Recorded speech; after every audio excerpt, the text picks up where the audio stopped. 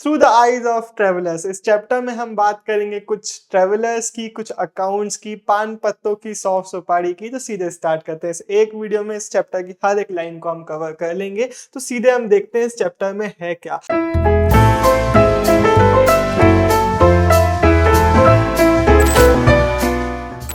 अब हमेशा से ही कुछ लोग ट्रेवल करते आए हैं। किन रीजंस के कारण? मे बी काम ढूंढने के लिए, मे बी किसी नेचुरल डिजास्टर से भागने के लिए, किसी जगह पर ट्रेड करने के लिए, अपना एज मर्चेंट्स लोग ट्रेवल करते थे अपना सामान कहीं और जाके बेचने के लिए, या फिर कभी सुन लिया कि भाई वहां का राजा अच्छा है वहां चले जाते हैं। इस तरीके से लोग ट्रेवल करते थे। एंड बहुत सारे लोग सेंस ऑफ एडवेंचर के लिए भी ट्रेवल करते थे। अब बहुत सारे लोग ट्रेवल कर रहे हैं तो इनको नई दुनिया देखने को मिलती थी। उस समय ग्लोबलाइजेशन इस लेवल का तो था नहीं, तो जब किसी नई जगह पर जाते थे तो वहां का पूरा फिजिकल एनवायरनमेंट अलग होता था, कस्टम्स अलग होते थे, लोग अलग होते थे, लैंग्वेजेस अलग होती थी।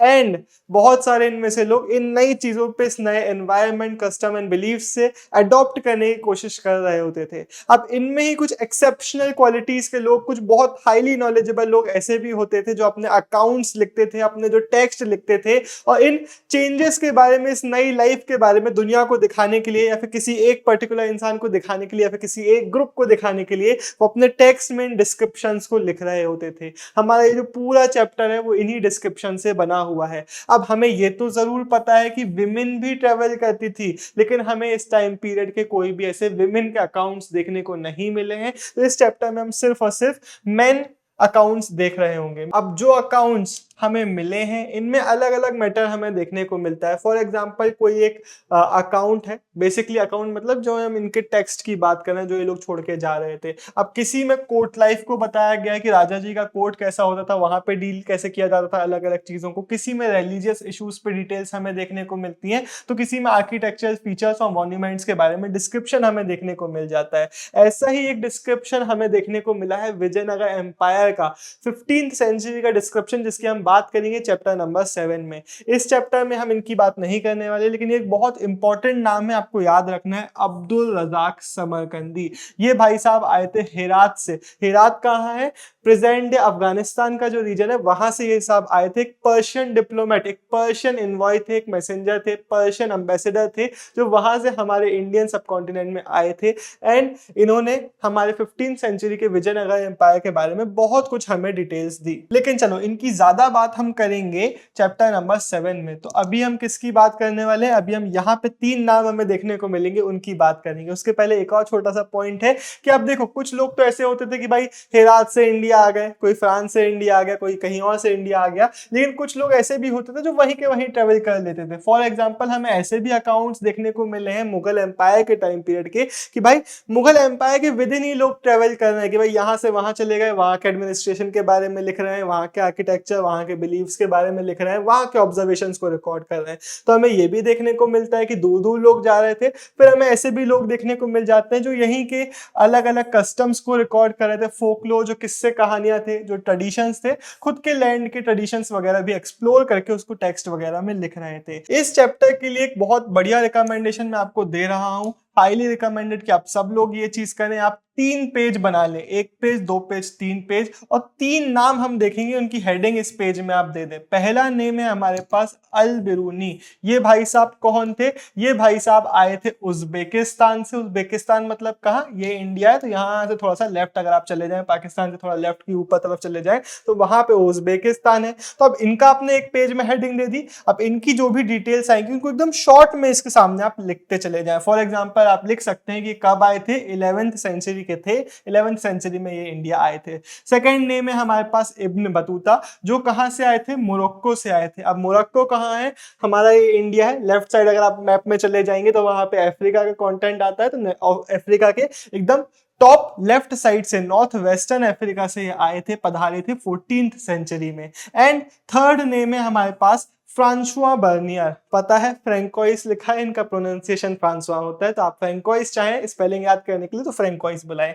तो फ्रांसुआ बर्नियर ये आए थे 17th सेंचुरी में, एक फ्रेंच मैन थे, ये फ्रांस से आए थे, मतलब कहाँ से, ये हमारा अफ्रीका है जस्ट उसके ऊपर यूरोपियन रीजन है, वहां से आए थे। तो ये तीन नेम इस चैप्टर में सबसे ज्यादा इंपॉर्टेंट है। इस पूरे चैप्टर में हम इन तीनों नेम के आगे पीछे गोल गोल गोल घूम रहे होंगे। अब इंटरेस्टिंग बात यह है ना कि इस चैप्टर में हमें ऐसी डिटेल्स देखने को मिलेंगी जो हमारे इंडिया के राइटर्स नहीं लिखेंगे।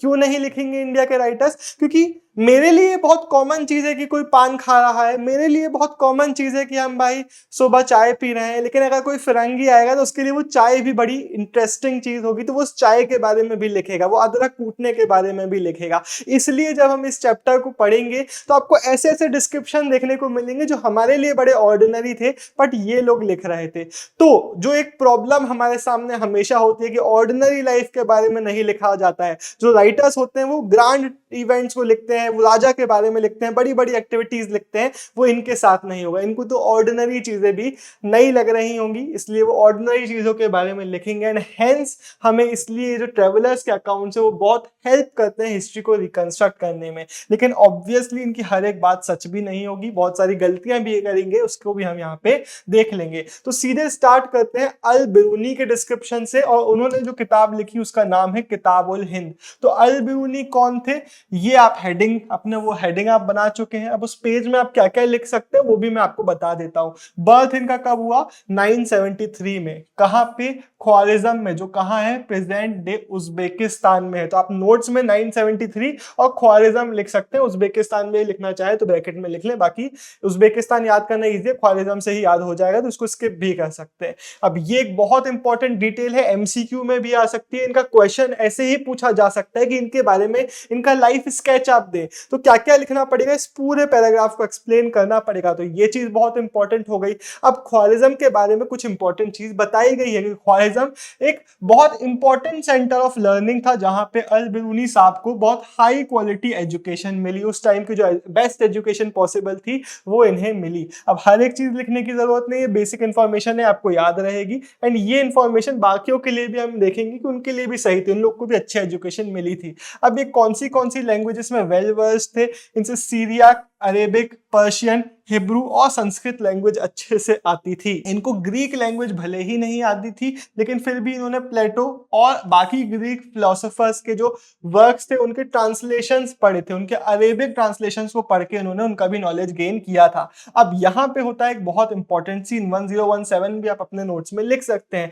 1017 यानी कि 11th सेंचुरी में सुल्तान महमूद जो है वो ख्वारिज़म पे अटैक कर देता है। तो जब भी कोई रूलर किसी जगह पे अटैक करता है तो वहां से वो वेल्थ वगैरह तो चुराता ही है, लेकिन वहां के जो स्कॉलर्स होते हैं, जो पोएट्स होते हैं, कई बार उनको भी अपने साथ उठा के लेके चले जाता है। तो यही सीन यहाँ पे मचता है, ये अटैक कर देता है और यहाँ के जो स्कॉलर्स और पोएट्स होते हैं उनमें से एक ये साहब भी होते हैं, इनको ये उठा के अपने कैपिटल गजनी में लेके चले जाता है। तो अब अल बिरूनी आए थे गजनी एज अ हॉस्टेज, इनको पकड़ के लाया गया था, लेकिन धीरे धीरे इनको गजनी पसंद आने लगा एंड इन्होंने अपनी rest of the life till the age of 70 mostly इसी जगह पर स्पेंड करी। डेथ इनकी कब हुई? At the age of 70। तो एक बहुत इंटरेस्टिंग एंड बहुत इंपॉर्टेंट इनका लाइफ स्केच था जो आपको याद होना ही चाहिए। गजनी में आके अल बिरूनी का इंडिया में इंटरेस्ट बढ़ता है। अब इस चीज को यहाँ पे बहुत अच्छे से लिखा हुआ है कि ये अनयूजुअल नहीं था। सीन ये होता है कि गजनी कहाँ है? गजनी गजनाविद एम्पायर का कैपिटल है, जो कि है अफगानिस्तान रीजन में, जो हमारे से पास भी है।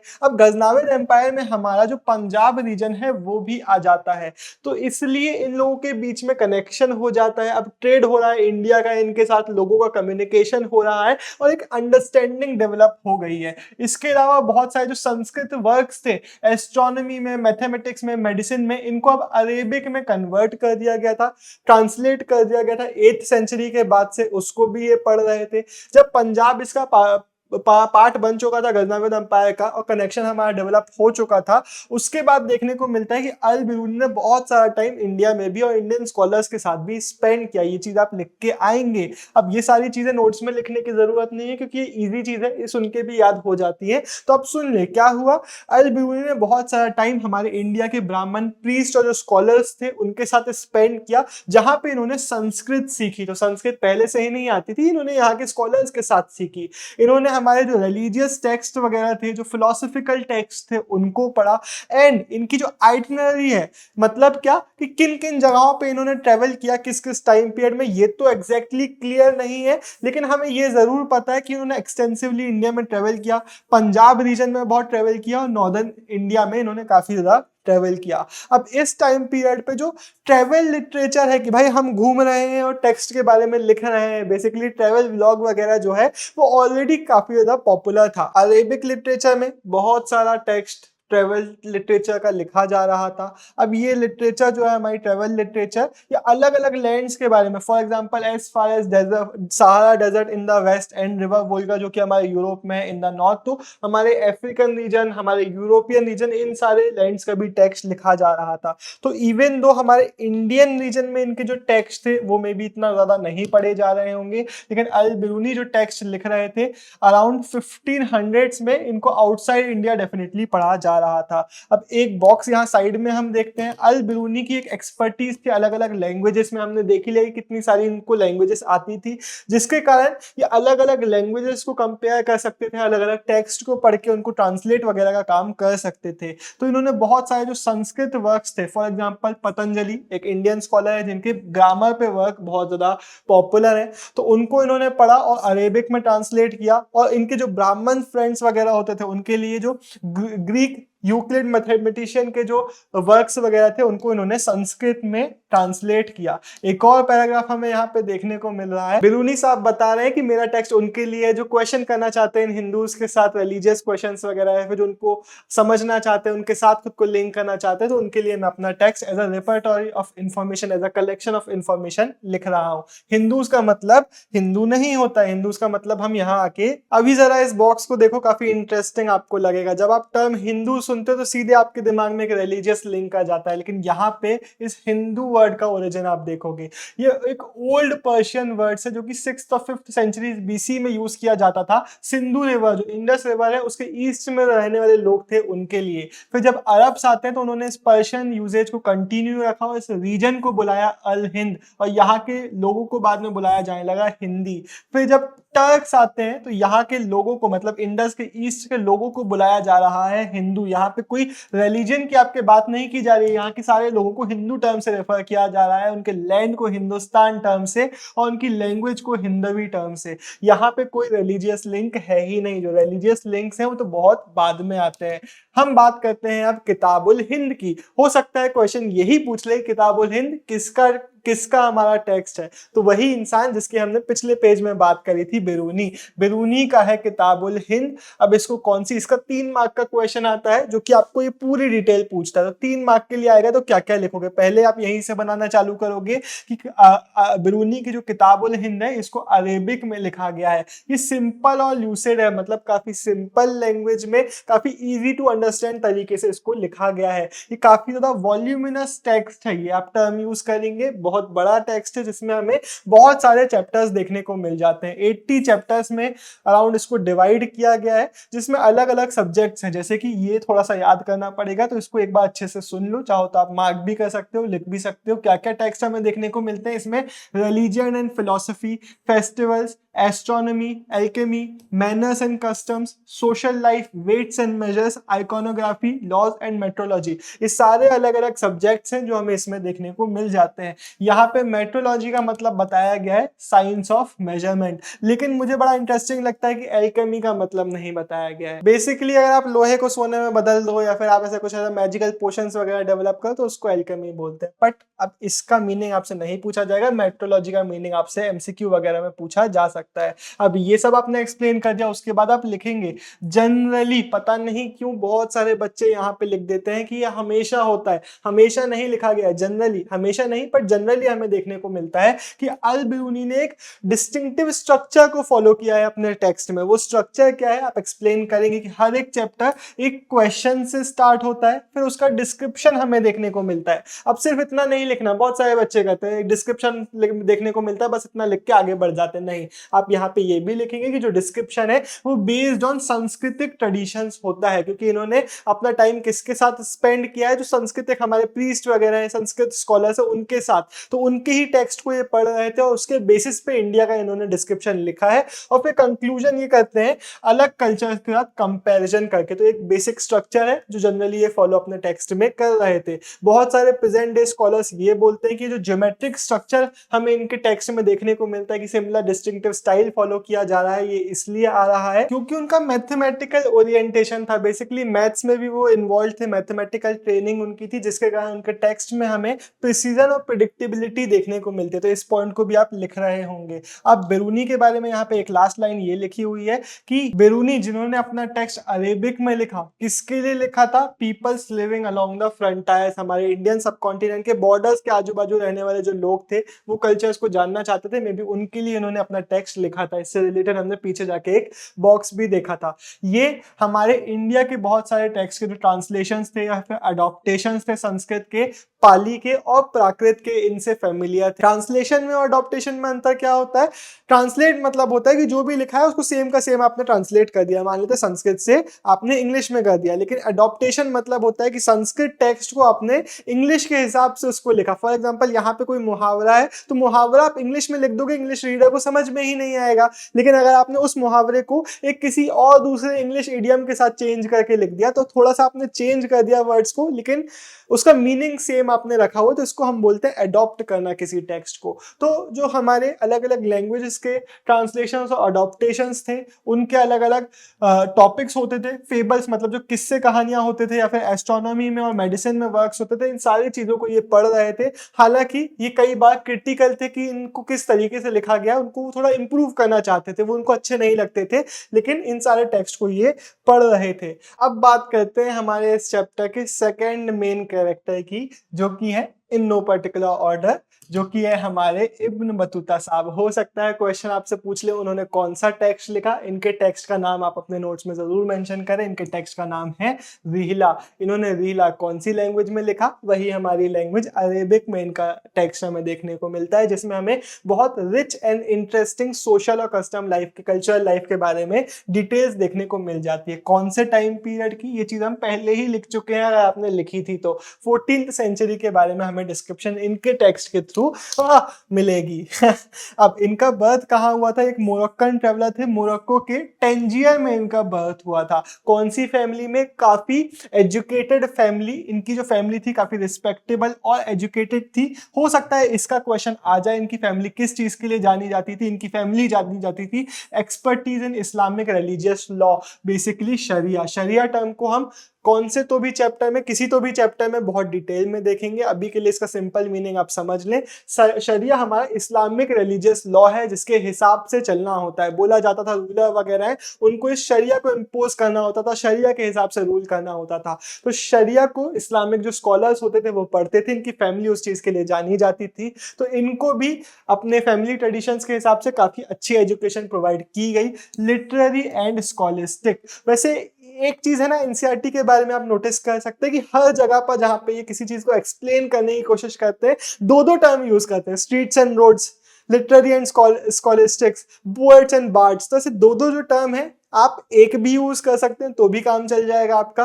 थोड़े थोड़े सिमिलर टर्म्स होते हैं लेकिन इनमें डिफरेंस भी होता है। फॉर एग्जांपल यहाँ पे लिटरेरी एंड स्कॉलिस्टिक का मतलब, लिटरेरी में आप बता सकते हैं कि सारा जो नॉवेल्स वगैरह आप पढ़ रहे हो, टेक्स्ट वगैरह आप पढ़ रहे हो किसी का, तो वो आपका लिटरेरी वर्क हो गया। लेकिन अगर आप अपने शरिया की स्टडी कर रहे हो, क्या क्या रूल्स है उसको पढ़ रहे हो, तो वो आपका स्कॉलिस्टिक एजुकेशन हो गया। तो बेसिकली इनको एक वेल राउंडेड एजुकेशन प्रोवाइड किया गया था। जब उनकी एज कम थी तभी उनको अच्छा खासा नॉलेज दे दिया गया था। लेकिन unlike most of the members, इनकी क्लास में जो लोग थे, इनकी क्लास मतलब इनके स्कूल में नहीं, इनके कैटेगरी के जो लोग थे, ज्यादातर पढ़ाई लिखाई करने में बहुत विश्वास किया करते थे। लेकिन इब्न बतूता साहब का मानना था कि जो एक्चुअल नॉलेज है, जो एक्चुअल एक्सपीरियंस है, वो आता है ट्रेवल करने से। तो ये ट्रेवल करने में बहुत ज़्यादा बिलीफ रखते थे एंड ट्रेवल को रियल सोर्स ऑफ नॉलेज बताते थे इंस्टेड ऑफ सिर्फ बुक वर्म बन जाने से। तो इनको ट्रेवल करना काफ़ी ज़्यादा पसंद था। यहाँ पे अब हमें क्या देखने को मिल रहा है, by choice, by the love of travelling, travel करना चाहते थे एंड कई जगहों पे इंडिया आने के पहले ही ट्रेवल कर चुके थे। इनको अलग अलग वर्ल्ड्स, अलग अलग पीपल्स एक्सप्लोर करना पसंद था। अगर ये क्वेश्चन आ गया तो थोड़ा सा डिफिकल्ट लगेगा, इसको आप अपनी कॉपी में लिख सकते हैं। हो सकता है क्वेश्चन ऐसा पूछ ले कि before he set off for India, पहले तो आप बताओ कि कब उन्होंने इंडिया के लिए रवानगी ली और उसके बाद बताओ कि वो पहले कहाँ कहाँ ट्रेवल कर चुके। तो he set off for India in 1332-33 and उन्होंने इसके इंडिया आने के पहले कहाँ कहाँ ट्रेवल कर लिया था। इन्होंने मक्का का अपना पिलग्रिमेज कर लिया था, उसके अलावा सीरिया में, इराक में, पर्शिया में, यमेन, ओमान में और trading ports of coast of East Africa, जो ईस्ट अफ्रीका के कोस्ट के जो ट्रेडिंग पोर्ट्स वगैरह थे वहां तक भी ये जा चुके थे। तो इन सारी जगहों पे बहुत सारा इन्होंने ऑलरेडी ट्रेवल मचा लिया था। इसके बाद ट्रेवलिंग ओवरलैंड, ओवरलैंड मतलब आप लैंड के थ्रू ट्रेवल करते हो। तो सेंट्रल एशिया से ट्रेवल करते हुए इब्न बतूता पहुंचते हैं सिंध, कब, 1333 में। अब सिंध पहुंच के इन्होंने यहाँ पे सुना मोहम्मद बिन तुगलक का नाम। ये कौन है? मोहम्मद बिन तुगलक है हमारा दिल्ली का सुल्तान। इन्होंने सुना कि भाई एक ऐसा इंसान है who is a very generous pattern of arts and letters. मैंने बोला ना ये ऐसे दो दो वो यूज करते हैं। आर्ट्स एंड लेटर्स मतलब कि लिटरेचर और आर्ट का काफी जेनरस एक पैट्रन है, उसके लिए काफी पैसा डोनेट करता है, ऐसा इन्होंने नाम सुना। तो इस रेपुटेशन से ये ल्यूर हो गए, इस रेपुटेशन से खिंचे चले आए और वो चाहते थे कि भाई इसके बंदे के पास ये पहुंचे। तो इसलिए ये निकलते हैं दिल्ली के लिए और फाइनली मुल्तान और उच्च पहुंचते हुए सिंध से ये आ जाते हैं हमारे दिल्ली में। अब जब सुल्तान इनसे मिलते हैं तो सुल्तान इनसे काफी ज्यादा इंप्रेस हो जाते हैं। ऑब्वियसली जो स्कॉलर्स वगैरह लोग हैं, जितने भी ट्रेवलर्स जो लिख रहे हैं, काफी एक्सेप्शनल क्वालिटीज के लोग हैं।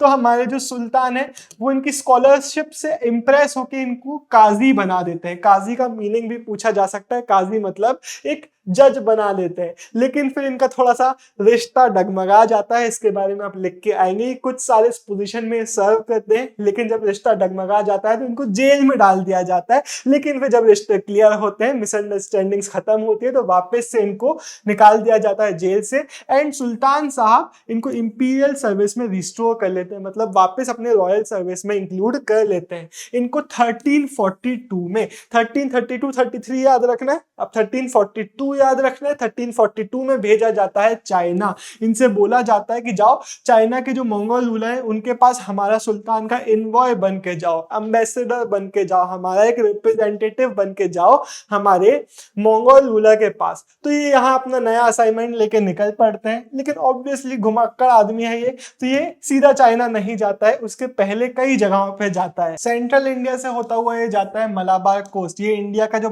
बॉटम लेफ्ट साइड वाला ये जो रीजन है, ये है हमारा मलाबार कोस्ट का रीजन। वहां से ये जाता है मालदीव्स, वहां पे एज 18 मंथ एज काजी सर्व करता है। उसके बाद ये श्रीलंका चले जाता है, उसके बाद वापस से मलाबार कोस्ट एंड मालदीव जाता है एंड उसके बाद अपना जो चाइना जाने का मिशन है वो कंटिन्यू करता है। लेकिन इसको कंटिन्यू करने के पहले बंगाल और असम भी चले जाता है।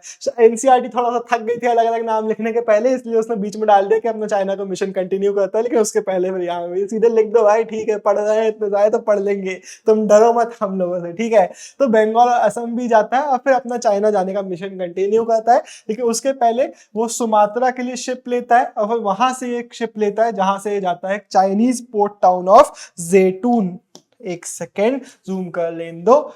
चाइनीज पोर्ट टाउन ऑफ ज़ेटून, जिसको आज की डेट में क्वांजू नाम से हम जानते हैं। अब चाइना में भी इन्होंने काफी एक्सटेंसिवली ट्रेवल किया, as long as northern side में बीजिंग रीजन तक ये पहुंचे एंड उसके बाद 1347 में डिसीजन लेते हैं कि भाई अब चला जाए घर। तो 1347 के बाद ये वापस से अपने होम मोरक्को पहुंच जाते हैं। इनका जो अकाउंट है, इसका क्वेश्चन आता है कि इनके अकाउंट को किसके साथ कंपेयर किया जाता है, तो आप लिख के आएंगे कि इनके अकाउंट को मार्को पोलो के साथ कंपेयर किया जाता है। क्यों कंपेयर किया जाता है? क्योंकि इस बंदे ने भी चाइना और इंडिया के रीजन्स में ट्रेवल किया था और लिखा था। ये वेनिस से आए थे और चाइना इंडिया ट्रेवल किया था लेट 13th सेंचुरी में। हमारे भाई साहब भी चाइना और इंडिया को ट्रेवल कर रहे थे, उसके बारे में टेक्स्ट लिख रहे थे, तो इसलिए इनके अकाउंट्स को इनके अकाउंट्स के साथ कंपेयर किया जाता है। बतूता साहब ने काफी मेटिकुलसली, काफी प्रिसाइजली अपने ऑब्जर्वेशंस को, कल्चर्स, पीपल्स, बिलीव्स और वैल्यूज पे इनके जो ऑब्जर्वेशंस थे अलग अलग चीजों के, उसको वो अपने टेक्स्ट में रिकॉर्ड कर रहे थे। यहाँ पे छोटी सी मुझे एक चीज बतानी है पीपल्स टर्म के बारे में।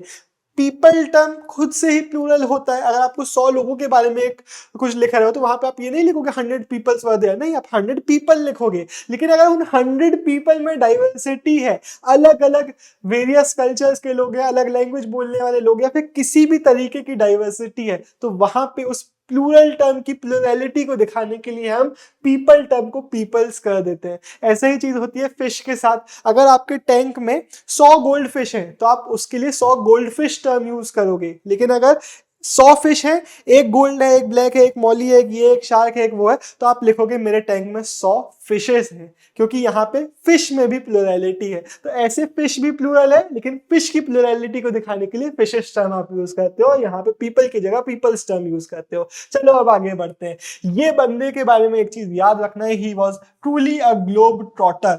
ग्लोब ट्रॉटर मतलब एक वर्ल्ड ट्रेवलर था जिसको ट्रेवल करना बहुत ज्यादा पसंद भी था। लेकिन जब ये ट्रेवल कर रहा है 14th सेंचुरी में, एक चीज आप बिल्कुल याद रखेंगे, ये वर्ड्स एग्जैक्टली याद होने चाहिए कि जो ट्रेवलिंग है वो आर्डियस एंड हजार्डस है। आर्डियस मतलब बहुत डिफिकल्ट है, हजार्डस मतलब बहुत रिस्की है। अब दोनों ही चीजों को हम यहाँ पे देख लेते हैं। इसका खुद का क्वेश्चन आता है तो आप एक्सप्लेन करके आएंगे कि इस टाइम पीरियड में ट्रेवल करना, अगर हम इब्न बतूता की बात माने तो इन्होंने बताया है कि मुल्तान से दिल्ली जाने में 40 डेज लगते हैं। अगर आपको सिंध से दिल्ली जाना है तो अबाउट 50 डेज लगते हैं। अगर आपको दौलताबाद से दिल्ली जाना है तो अराउंड 40 डेज लगते हैं। और अगर आपको ग्वालियर से दिल्ली जाना है तो 10 डेज लगते हैं। ये सारे ट्रेवल्स आज की डेट में हम शायद कुछ घंटों में कर सकते हैं, लेकिन उस टाइम पीरियड में इतना ज्यादा टाइम लग रहा होता था।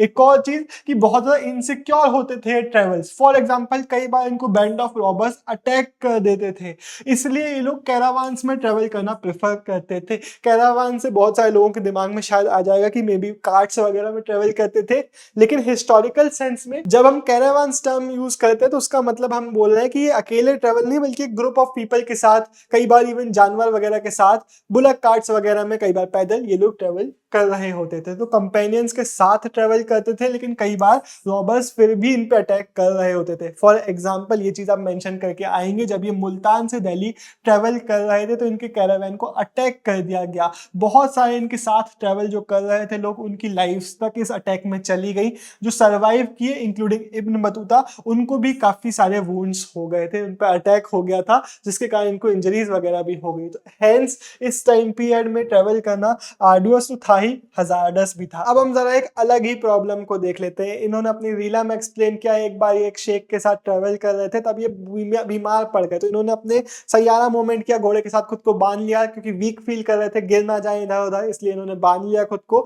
अब सीन ये होता है, ये जब एक जगह पे पहुंचते हैं तो शेख से मिलने तो सब लोग आ रहे हैं, सब लोग आपस में एक दूसरे को ग्रीट कर रहे हैं, लेकिन इस बंदे को देखने वाला कोई नहीं है। बंदा बीमार है, बंदा शायद होम सिक फील कर रहा है, और एक बंदा नहीं है, not a single soul that said a word of greeting to him. And ये बंदा रोने लगा इस मोमेंट पे। लिखा हुआ है, आई tears started to roll down my eyes and I wept bitterly। बंदा घोड़े में खड़े होकर रो रहा है, वहां पे कोई देखने वाला नहीं है। इस वीडियो में मुझे सिर्फ एक कमेंट चाहिए, #wept bitterly justice for Ibn Battuta. बंदा रो रहा है और उसके बाद डिस्क्रिप्शन लिखा हुआ है कि शायद मुझे रोता हुआ देख के ही किसी को तरस आ गया, इसलिए वो मुझसे मिलने आ गया और इसलिए उसने मेरा हालचाल पूछ लिया। लेकिन ये एक ऐसी प्रॉब्लम है जो इस समय लोगों को फेस करनी ही होती होगी, क्योंकि आप एक ऐसी जगह पे हो जहाँ पे शायद आप लोगों की लैंग्वेज नहीं जानते हो, आप लोगों के कल्चर्स नहीं जानते हो, आप किसी चीज को नहीं जानते हो, और आपके पास घर जाने का ऑप्शन भी नहीं है। यहाँ पे हमें एक बोट देखने को मिल रही है।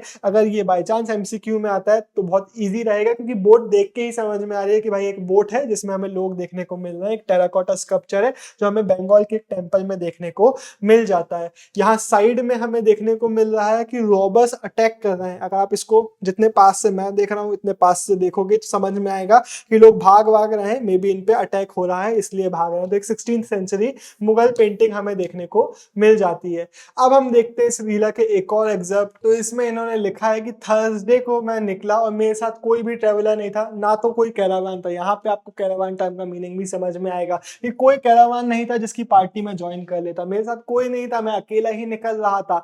लेकिन मेरे दिल से एक आवाज आ रही थी कि मुझे आगे जाना है, इन सेक्रेड प्लेसेस को विजिट करना है, सारी चीजें ढूंढनी है, एक्सप्लोर करनी है। तो उसके कारण मैंने अपना घर छोड़ दिया, अपने रिलेटिव्स, अपने फीमेल और मेल फ्रेंड्स को छोड़ दिया और मैं निकल गया इस जर्नी में। और ये वापस कब आते हैं? ये वापस आते हैं 30 साल बाद। तो 30 साल ये अपने घर से दूर रहा और निकला किस एज में था? मुझसे 1 साल छोटा था, 22 की एज में ये अपने घर से बाहर निकल गया था।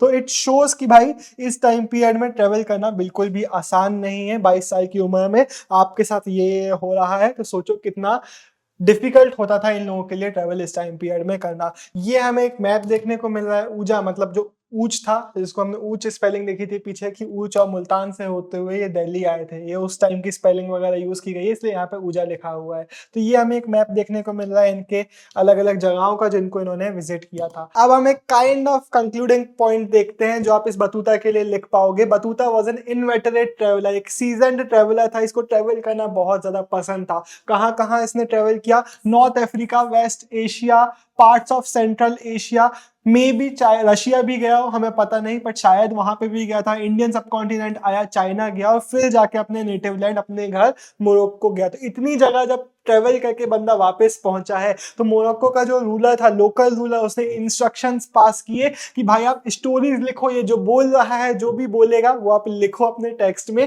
क्योंकि बंदे को बहुत सारा एक्सपीरियंस है दूर देश घूमने का। तो उसके बारे में हमें एक बॉक्स यहाँ पे देखने को मिल रहा है। इस बॉक्स में वही चीज बताई गई है कि रूलर ने बोला कि भाई जो भी ये चीज बोल रहा है, अलग अलग सिटीज की चीजें बताएगा, अलग जो भी इसको याद आ रहा है, जो भी इसको सुनाना है, उसको आप सुनाने दो और आप लिखो। किसको बोला गया है? इब्न जुजे को बोला गया है। आप इनका इब्न बतूता साहब का टेक्स्ट लिखेंगे। अब इब्न इब्न देख के आपको ऐसा नहीं लगना चाहिए कि भाई भाई हैं या रिश्ते वाले लोग हैं। इब्न बतूता में जो इब्न है वो एक्चुअली उनका नाम नहीं है, बल्कि इब्न का मतलब होता है सन ऑफ। अगर आप इनका पूरा नाम गूगल में सर्च करेंगे तो इनका पूरा नाम है अबू अब्दुल्ला मोहम्मद इब्न अब्दुल्ला अल लवाती अल तंजी इब्न बतूता। बिल्कुल आपको याद करने की जरूरत नहीं है, मुझे ही याद नहीं हो पाया, मैं लिख के लेके आया था। इब्न का मतलब होता है सन ऑफ बतूता, लेकिन आपको इब्न बतूता नाम की तरह रट लो, आपसे नहीं पूछा जाएगा ये इसका नाम है या टाइटल है या क्या है। आप इब्न बतूता नाम समझ के आगे बिल्कुल बढ़ जाए। तो इस बॉक्स में यही बता रहे हैं कि हमारे लोकल रूलर ने डिस्क्रिप्शन दिया है कि ऐसा ऐसा ऐसा हमें करना है। अब इस बॉक्स में बताया गया है कि 1400 से 1800 में बहुत सारे विजिटर्स इंडिया आ रहे थे जो अपने ट्रेवलॉग्स, अपने ट्रेवल अकाउंट्स लिख रहे थे पर्शियन में। बहुत सारे इंडिया के विजिटर्स थे जो अब सेंट्रल एशिया, ईरान और ओटोमन एम्पायर जा रहे थे और वहां जाके अपने टेक्स्ट वगैरह लिख रहे थे। अब इस टाइम के बहुत सारे जो ट्रेवलर्स थे वो मे बी इब्न बतूता के टेक्स्ट को पढ़ चुके थे, अल बिरूनी के टेक्स्ट को पढ़ चुके थे एंड उससे इंस्पिरेशन ले रहे थे, उससे इंस्पायर होके लिख रहे थे। बहुत सारे ऐसे लोग थे जो अब अलग अलग जगहों पे जाके उन एक्सपीरियंसेस को लिख रहे थे, जिनमें से कुछ फेमस नाम हम यहाँ पे देख रहे होंगे। वो फेमस नाम कौन है? अब्दुल रजाक समरकंदी, जिनके बारे में पहले भी हमने बात कर ली। साउथ इंडिया आए थे 1440 यानी कि 15th सेंचुरी में। फिर महमूद वाली बल्खी, ये सॉर्ट ऑफ अ सन्यासी बन गए थे इंडिया आके। इन्होंने भी अपना टेक्स्ट लिखा, काफी वाइडली ट्रेवल किया हमारे 1620s के टाइम पीरियड में। फिर शेख अली हजीन, इन्होंने नॉर्थ इंडिया में काफी ज्यादा ट्रेवल किया 1740s में। अब ये थोड़ा सा डिफिकल्ट पैराग्राफ है, इसको आप सुन के अगर भूल भी जाओ तो चलेगा, क्योंकि पास्ट में इससे ऐसे डायरेक्टली क्वेश्चन नहीं आए हैं। मैं ये नहीं बोल रहा हूँ कि कभी नहीं आ सकते, आने को कुछ भी आ सकता है, बट ये बहुत ज्यादा इंपॉर्टेंट नहीं है। एक इंटरेस्टिंग लाइन यहाँ पे बताई गई है कि कुछ लोग ऐसे होते थे जिनको काफी इंडिया अच्छा लगता था, लेकिन उनमें से कुछ ऐसे भी लोग होते थे जिनको बहुत घटिया इंडिया लग रहा होता था, जो बुराई बुराई कर रहे होते थे। बेसिकली इनमें से कुछ लोगों को ऐसा लगता था कि इंडिया में आएंगे तो सर पे बिठा लिया जाएगा, इनको रेड कार्पेट ट्रीटमेंट मिलेगा, लेकिन जब लोग भाव नहीं देते होंगे तो शायद इनको इंडिया बुरा लगने लगता होगा। हालांकि ज्यादातर जो लोग थे उनको India as a land of wonders लगता था, काफी ज्यादा प्यारा लगता था। एक ऐसा नक्चड़ा इंसान है जिसके हम पूरे आगे वाले चैप्टर में बात कर रहे होंगे, तो उसके लिए तैयार हो जाओ। ये कैंप फायर बिठा के जगा के नहीं लगा के लोग हमारे बैठे हुए हैं। जब पोर्टुगीज इंडिया पधारे 1500 में, 1498 वास्को द गामा साहब आए थे, उसके बाद बहुत सारे लोग आए, तो इन लोगों ने इंडिया के जो कस्टम्स वगैरह थे, सोशल प्रैक्टिसेस वगैरह थी, रिलीजियस प्रैक्टिसेस वगैरह थी, इनके बारे में बहुत सारे टेक्स्ट वगैरह लिखना चालू कर दिए। बहुत सारे यूरोपियंस वगैरह अब हमारे इंडियन सब कॉन्टिनेंट में आ रहे थे। इनमें से एक, अब यहाँ पे बहुत सारे हम जो नाम देखेंगे ये इंपॉर्टेंट नाम है, बॉक्स वाले नाम उतने इंपॉर्टेंट नहीं होते, चैप्टर वाले सारे नाम बहुत इंपॉर्टेंट होते हैं। इसको आप लिख भी सकते हैं नेम्स को, कुछ कुछ डिटेल इनके बारे में देखेंगे।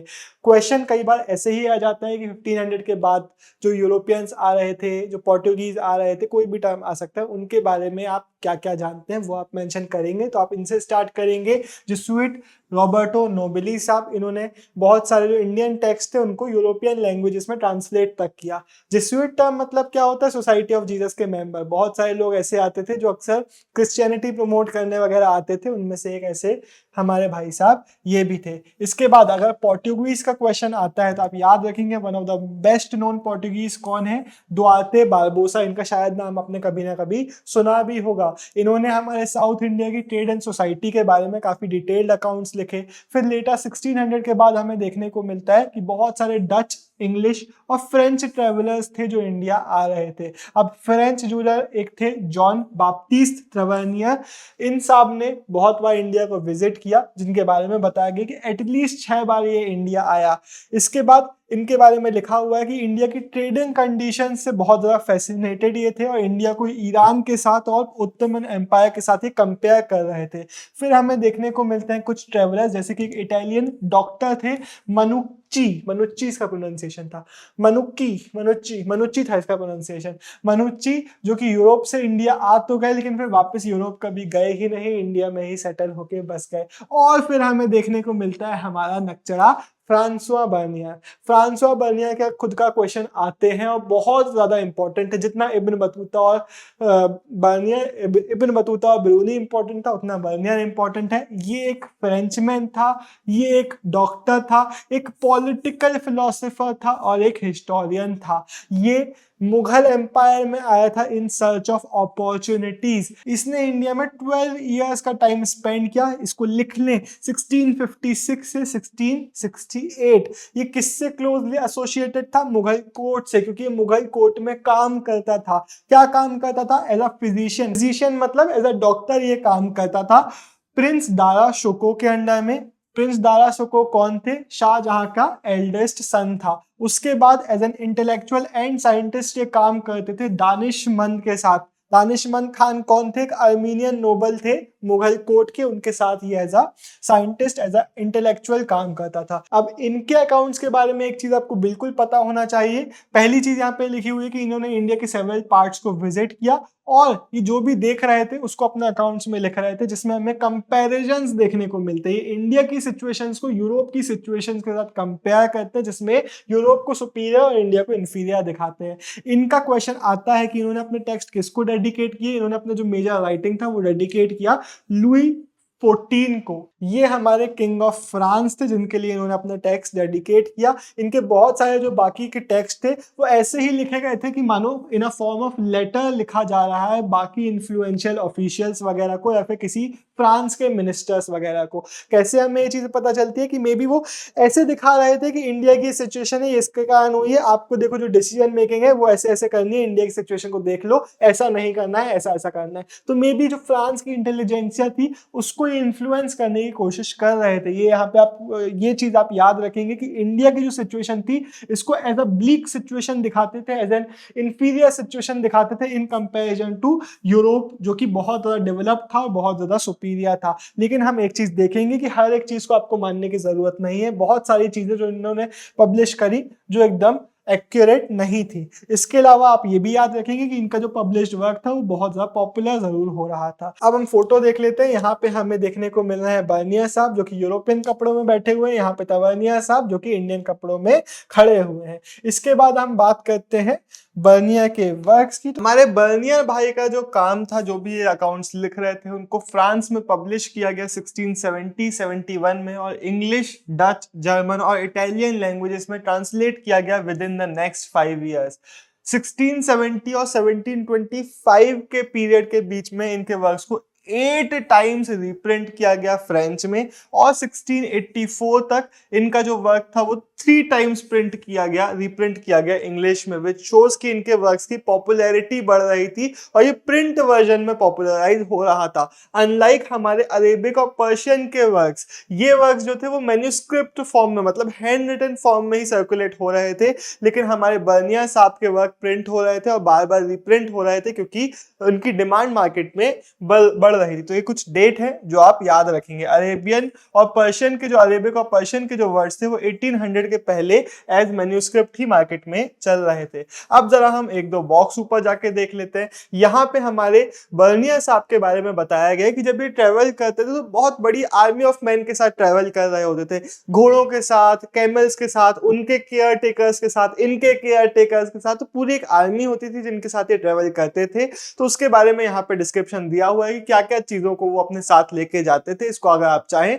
तो पॉज करके पूरा पढ़ सकते हैं। यहाँ पे ये भी बताया गया है कि इस कंट्री में लेमनेड और दही से ज्यादा रिफ्रेशिंग किसी और चीज को नहीं माना जाता है। अब इस बॉक्स को अगर हम देखते हैं तो इसमें बताया गया है कि अब यूरोपियन ट्रेवलर्स अपने इंडिया के बारे में अकाउंट लेकर आए, तो यूरोपियन साइड में एक इमेज थी इंडिया की जो बन चुकी थी। तो जब हमारे इंडियन ट्रेवलर्स ने 1750s के बाद जब हमारे शेख इतिसमुद्दीन या फिर मिर्जा अबू तालिब जैसे लोगों ने यूरोपियन रीजन्स को विजिट किया, तब इन लोगों ने भी कोशिश किया कि उस इंडियन इमेज को ये इन्फ्लुएंस कर सके। तो ये लोग भी अपना डिस्क्रिप्शन वगैरह दे रहे होते हैं। इसके बाद हम एक अलग बहुत इंपॉर्टेंट टॉपिक पे बढ़ते हैं। यहां से आपसे क्वेश्चन पूछेगा बैरियर्स के बारे में, तो वही हम यहाँ पे देख लेते हैं कि क्या है वो बैरियर्स जिसको आपको लिख के आना पड़ेगा। अब सीन क्या होता है ना, कोई भी ट्रेवलर्स यहाँ पे आ रहा है तो अभी तक हमने एक चीज तो देख ली कि सब अपने अपने हिसाब से अपनी अंडरस्टैंडिंग डेवलप करने की कोशिश कर रहे हैं और उसको एक्सप्रेस करने की कोशिश कर रहे हैं। इन सबके सामने कुछ ना कुछ प्रॉब्लम्स आती थी। ऐसी ही कुछ प्रॉब्लम्स को मेंशन किया है अल बिरूनी साहब ने। अल बिरूनी ने बताया है कि भाई कुछ प्रॉब्लम्स हैं जिनको उन्होंने रेफर किया एज बैरियर्स, जो इनके सामने इंडिया की अंडरस्टैंडिंग डेवलप करने में आ रही हैं। तो क्वेश्चन आपसे यही पूछेगा कि बैरियर्स को एक्सप्लेन करो। तो सबसे पहले आप क्या लिख के आएंगे, सबसे पहली हेडिंग आप बना सकते हैं लैंग्वेज, और आप यहाँ पे लिखेंगे कि इन्होंने बताया कि संस्कृत जो लैंग्वेज है वो अरेबिक और पर्शियन से बहुत अलग है, बहुत डिफिकल्ट भी, एंड हेंस इनमें आइडियाज को या फिर कोई भी चीज को ट्रांसलेट कर पाना ईजी नहीं है। तो वही चीज आप यहाँ पे लिख के आएंगे कि ideas and concepts easily translate नहीं हो सकते थे एक लैंग्वेज से दूसरी लैंग्वेज में। अब इसके पहले हम बाकी बैरियर्स को समझने के पहले संस्कृत के बारे में इन्होंने जो डिस्क्रिप्शन दिया है उसको भी पढ़ लेते हैं। इन्होंने क्या बताया है कि संस्कृत एक बहुत डिफिकल्ट लैंग्वेज है, अगर आप इसको सीखना चालू करेंगे तो इसमें बहुत सारे वेरिएशंस हैं। एक ही चीज को अलग अलग वर्ड से रेफर किया जाता है, उन वर्ड्स में भी हमें वेरिएशंस, इन्फ्लेक्शंस देखने को मिल जाते हैं, जैसे कि हाँ, हाँ जी, तुम, आप, ऐसे बहुत सारे वेरिएशंस जो हमारे हिंदी में भी है। और संस्कृत तो और भी ज्यादा डिफिकल्ट लैंग्वेज है, ये हम सब समझ रहे हैं और ये भी इस बात को समझ रहे थे। फिर उन्होंने इसी नीचे वाली लाइन में बताया है कि अगर आपको किसी एक वर्ड का मीनिंग समझना है तो you have to understand the qualifying epithets, मतलब कि भाई एक ही वर्ड है लेकिन उसको किस कॉन्टेक्स्ट में किस तरीके से यूज किया जा रहा है इसको भी अगर आपको समझना है तो उसके आगे पीछे वाले जो वर्ड्स हैं उनको पढ़ना और उनको समझना पड़ता है, तब आपको समझ में आता है कोई भी वर्ड किस तरीके से यूज किया गया है। ये हम समझते हैं कि हमारी हिंदी लैंग्वेज इस तरीके से कुछ ना कुछ कॉम्प्लिकेशंस के साथ आती है और संस्कृत और सुप्रीम लेवल की ये हम भी समझते हैं कि हमारी जो संस्कृत लैंग्वेज है वो इस तरीके की कॉम्प्लिकेशंस के साथ आती है, तो उसी को उन्होंने यहाँ पे डिस्क्राइब किया है। तो पहला बैरियर अब आप समझ गए।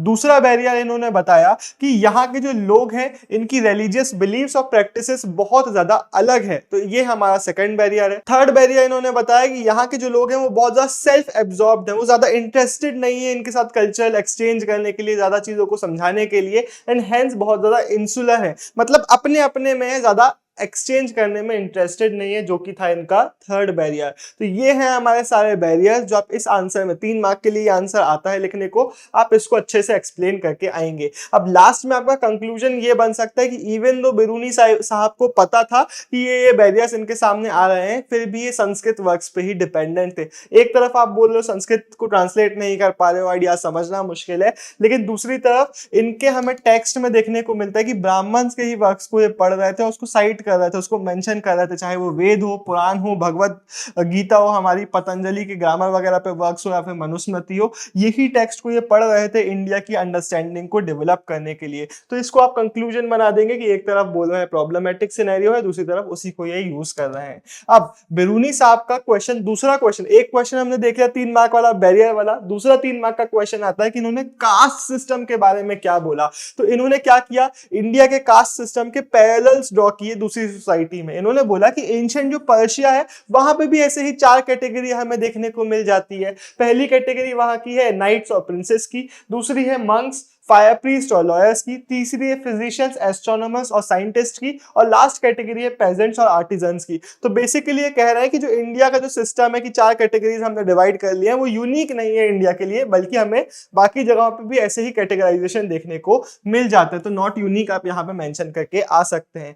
इसके बाद इन्होंने पॉइंट किया इस्लाम के बारे में। इनका कहना था कि इस्लाम में हर एक इंसान को, हर एक इंडिविजुअल को इक्वली ट्रीट किया जाता है, differing only in the terms of purity. मतलब कि पर्टिकुलर इंसान की डिवोशन कितनी है, सिर्फ वही एक इस्लामिक इंसान को डिफर करता है एक दूसरे इस्लामिक इंसान से, लेकिन इस्लाम के विदिन सबको इक्वल माना जाता है, बस डिवोशन वेराई कर रही होती है। तो इस चीज को भी आप यहाँ पे मेंशन करके आएंगे कि इन्होंने इस्लाम के बारे में क्या बोला।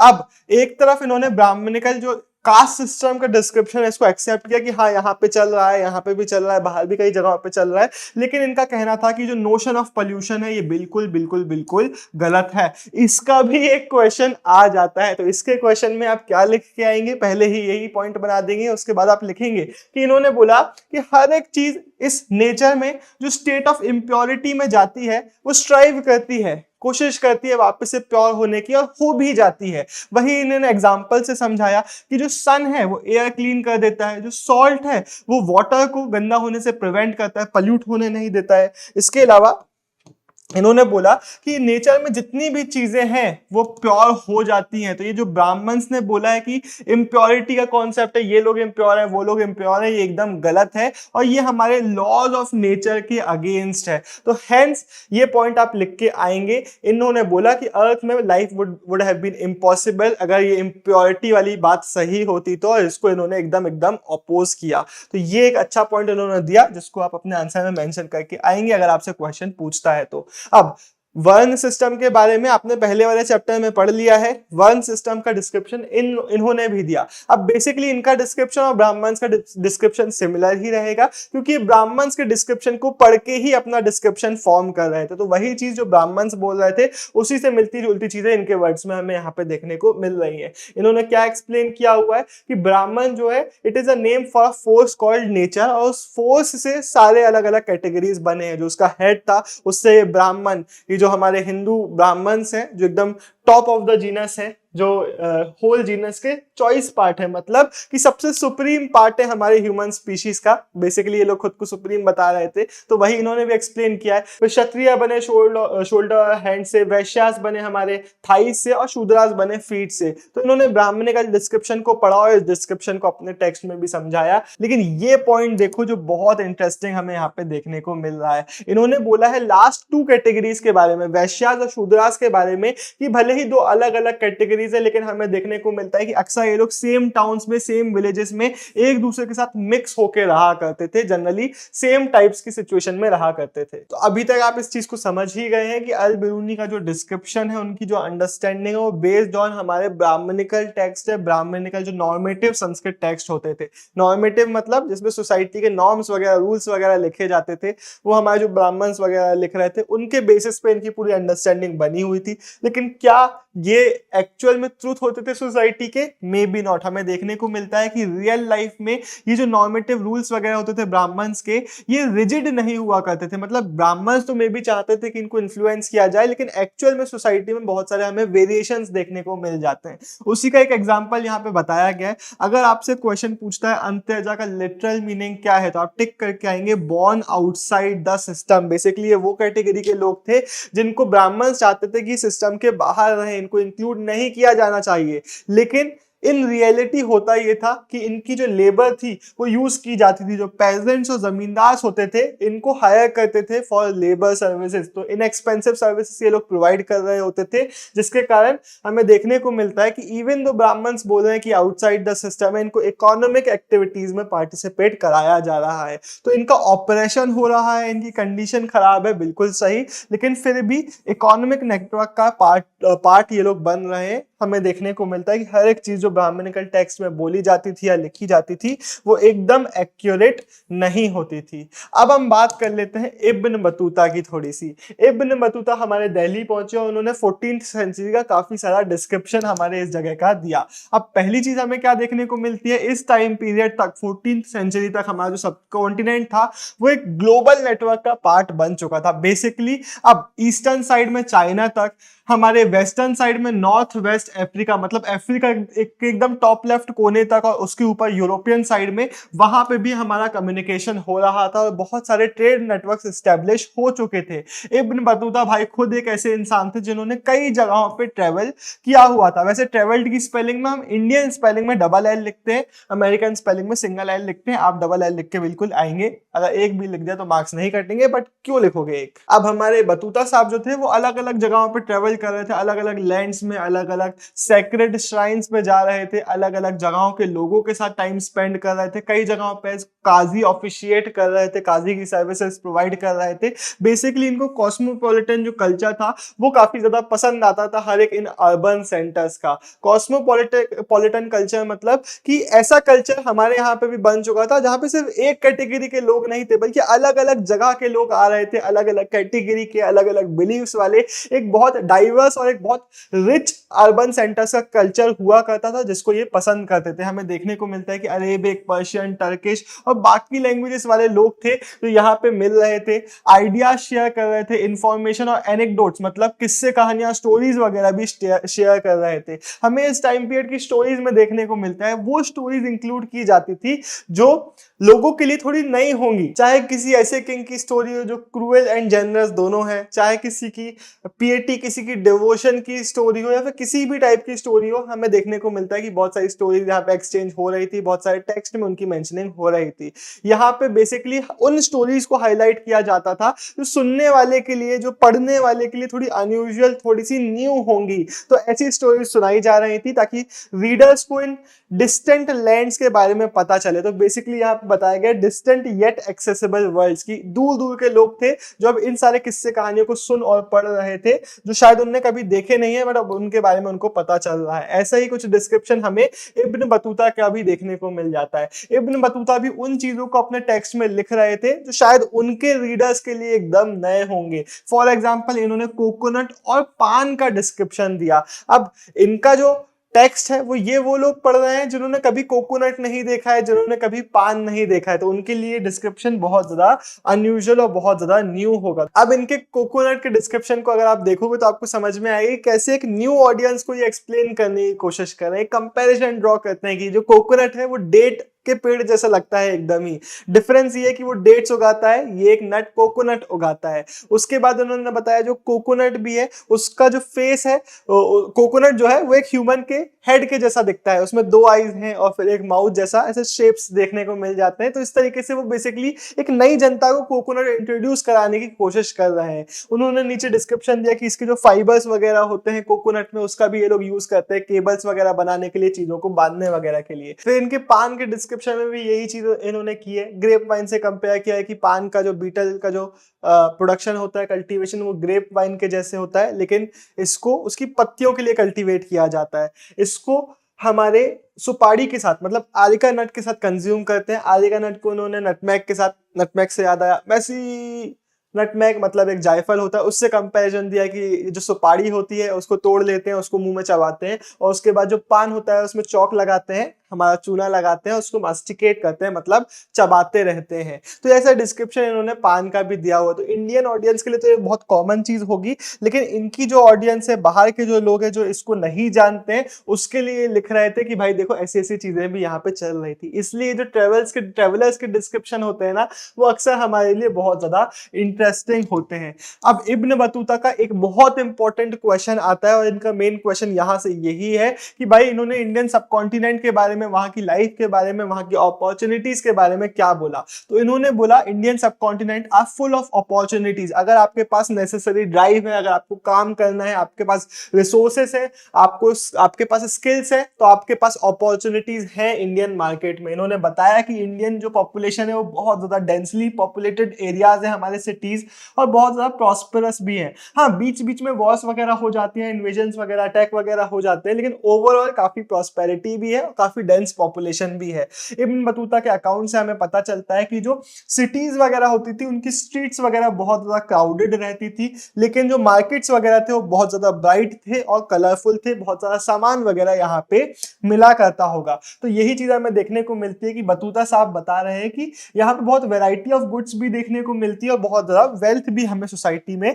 मार्केट्स वगैरह में यहाँ पे देखने को मिल जाती है। अब इन्होंने डिस्क्रिप्शन दिया है दिल्ली का। इन्होंने बताया है कि दिल्ली एक बहुत बड़ी सिटी है और जिसकी बहुत बड़ी पॉपुलेशन है, मे बी इंडिया की लार्जेस्ट पॉपुलेशन दिल्ली में ही है। लेकिन दौलताबाद कोई छोटी नहीं है। दौलताबाद इन महाराष्ट्र वॉज नो लेस, लगभग दिल्ली के बराबर ही हमें बड़ी देखने को मिल जाती है ये साइज में। इसके बाद अगर आप ये बॉक्स को देखोगे तो उसमें दिल्ली का ही हमारा डिस्क्रिप्शन दिया हुआ है कि कैसे यहाँ पे अलग अलग वॉल्स वगैरह और फोर्टिफिकेशन वगैरह की जा रही थी। इसको मैं ब्रीफ में यहाँ पे समझा देता हूँ। इन्होंने बताया हुआ है पूरा कैसा फोर्टिफिकेशन होता था, बड़े बड़े फोर्टिफिकेशन होते थे जिसके अंदर रोड्स होती थी, जिसमें ये लोग चल रहे होते थे, जिसमें खिड़कियां वगैरह होती थी ताकि अंदर लाइट आ सके। और ऐसा फोर्टिफिकेशन हर जगह पे किया जा रहा था इस रीजन में। इनमें बड़े बड़े गेटवे लगाए जाते थे और उनके थ्रू कंट्रोल किया जाता था कि कौन अंदर आ रहा है कौन नहीं। और इतने बड़े बड़े फोर्टिफिकेशन होते थे कि इसके अंदर ही बहुत सारे लोग रहा करते थे और पूरा पहरेदारी वगैरह काम किया करते थे।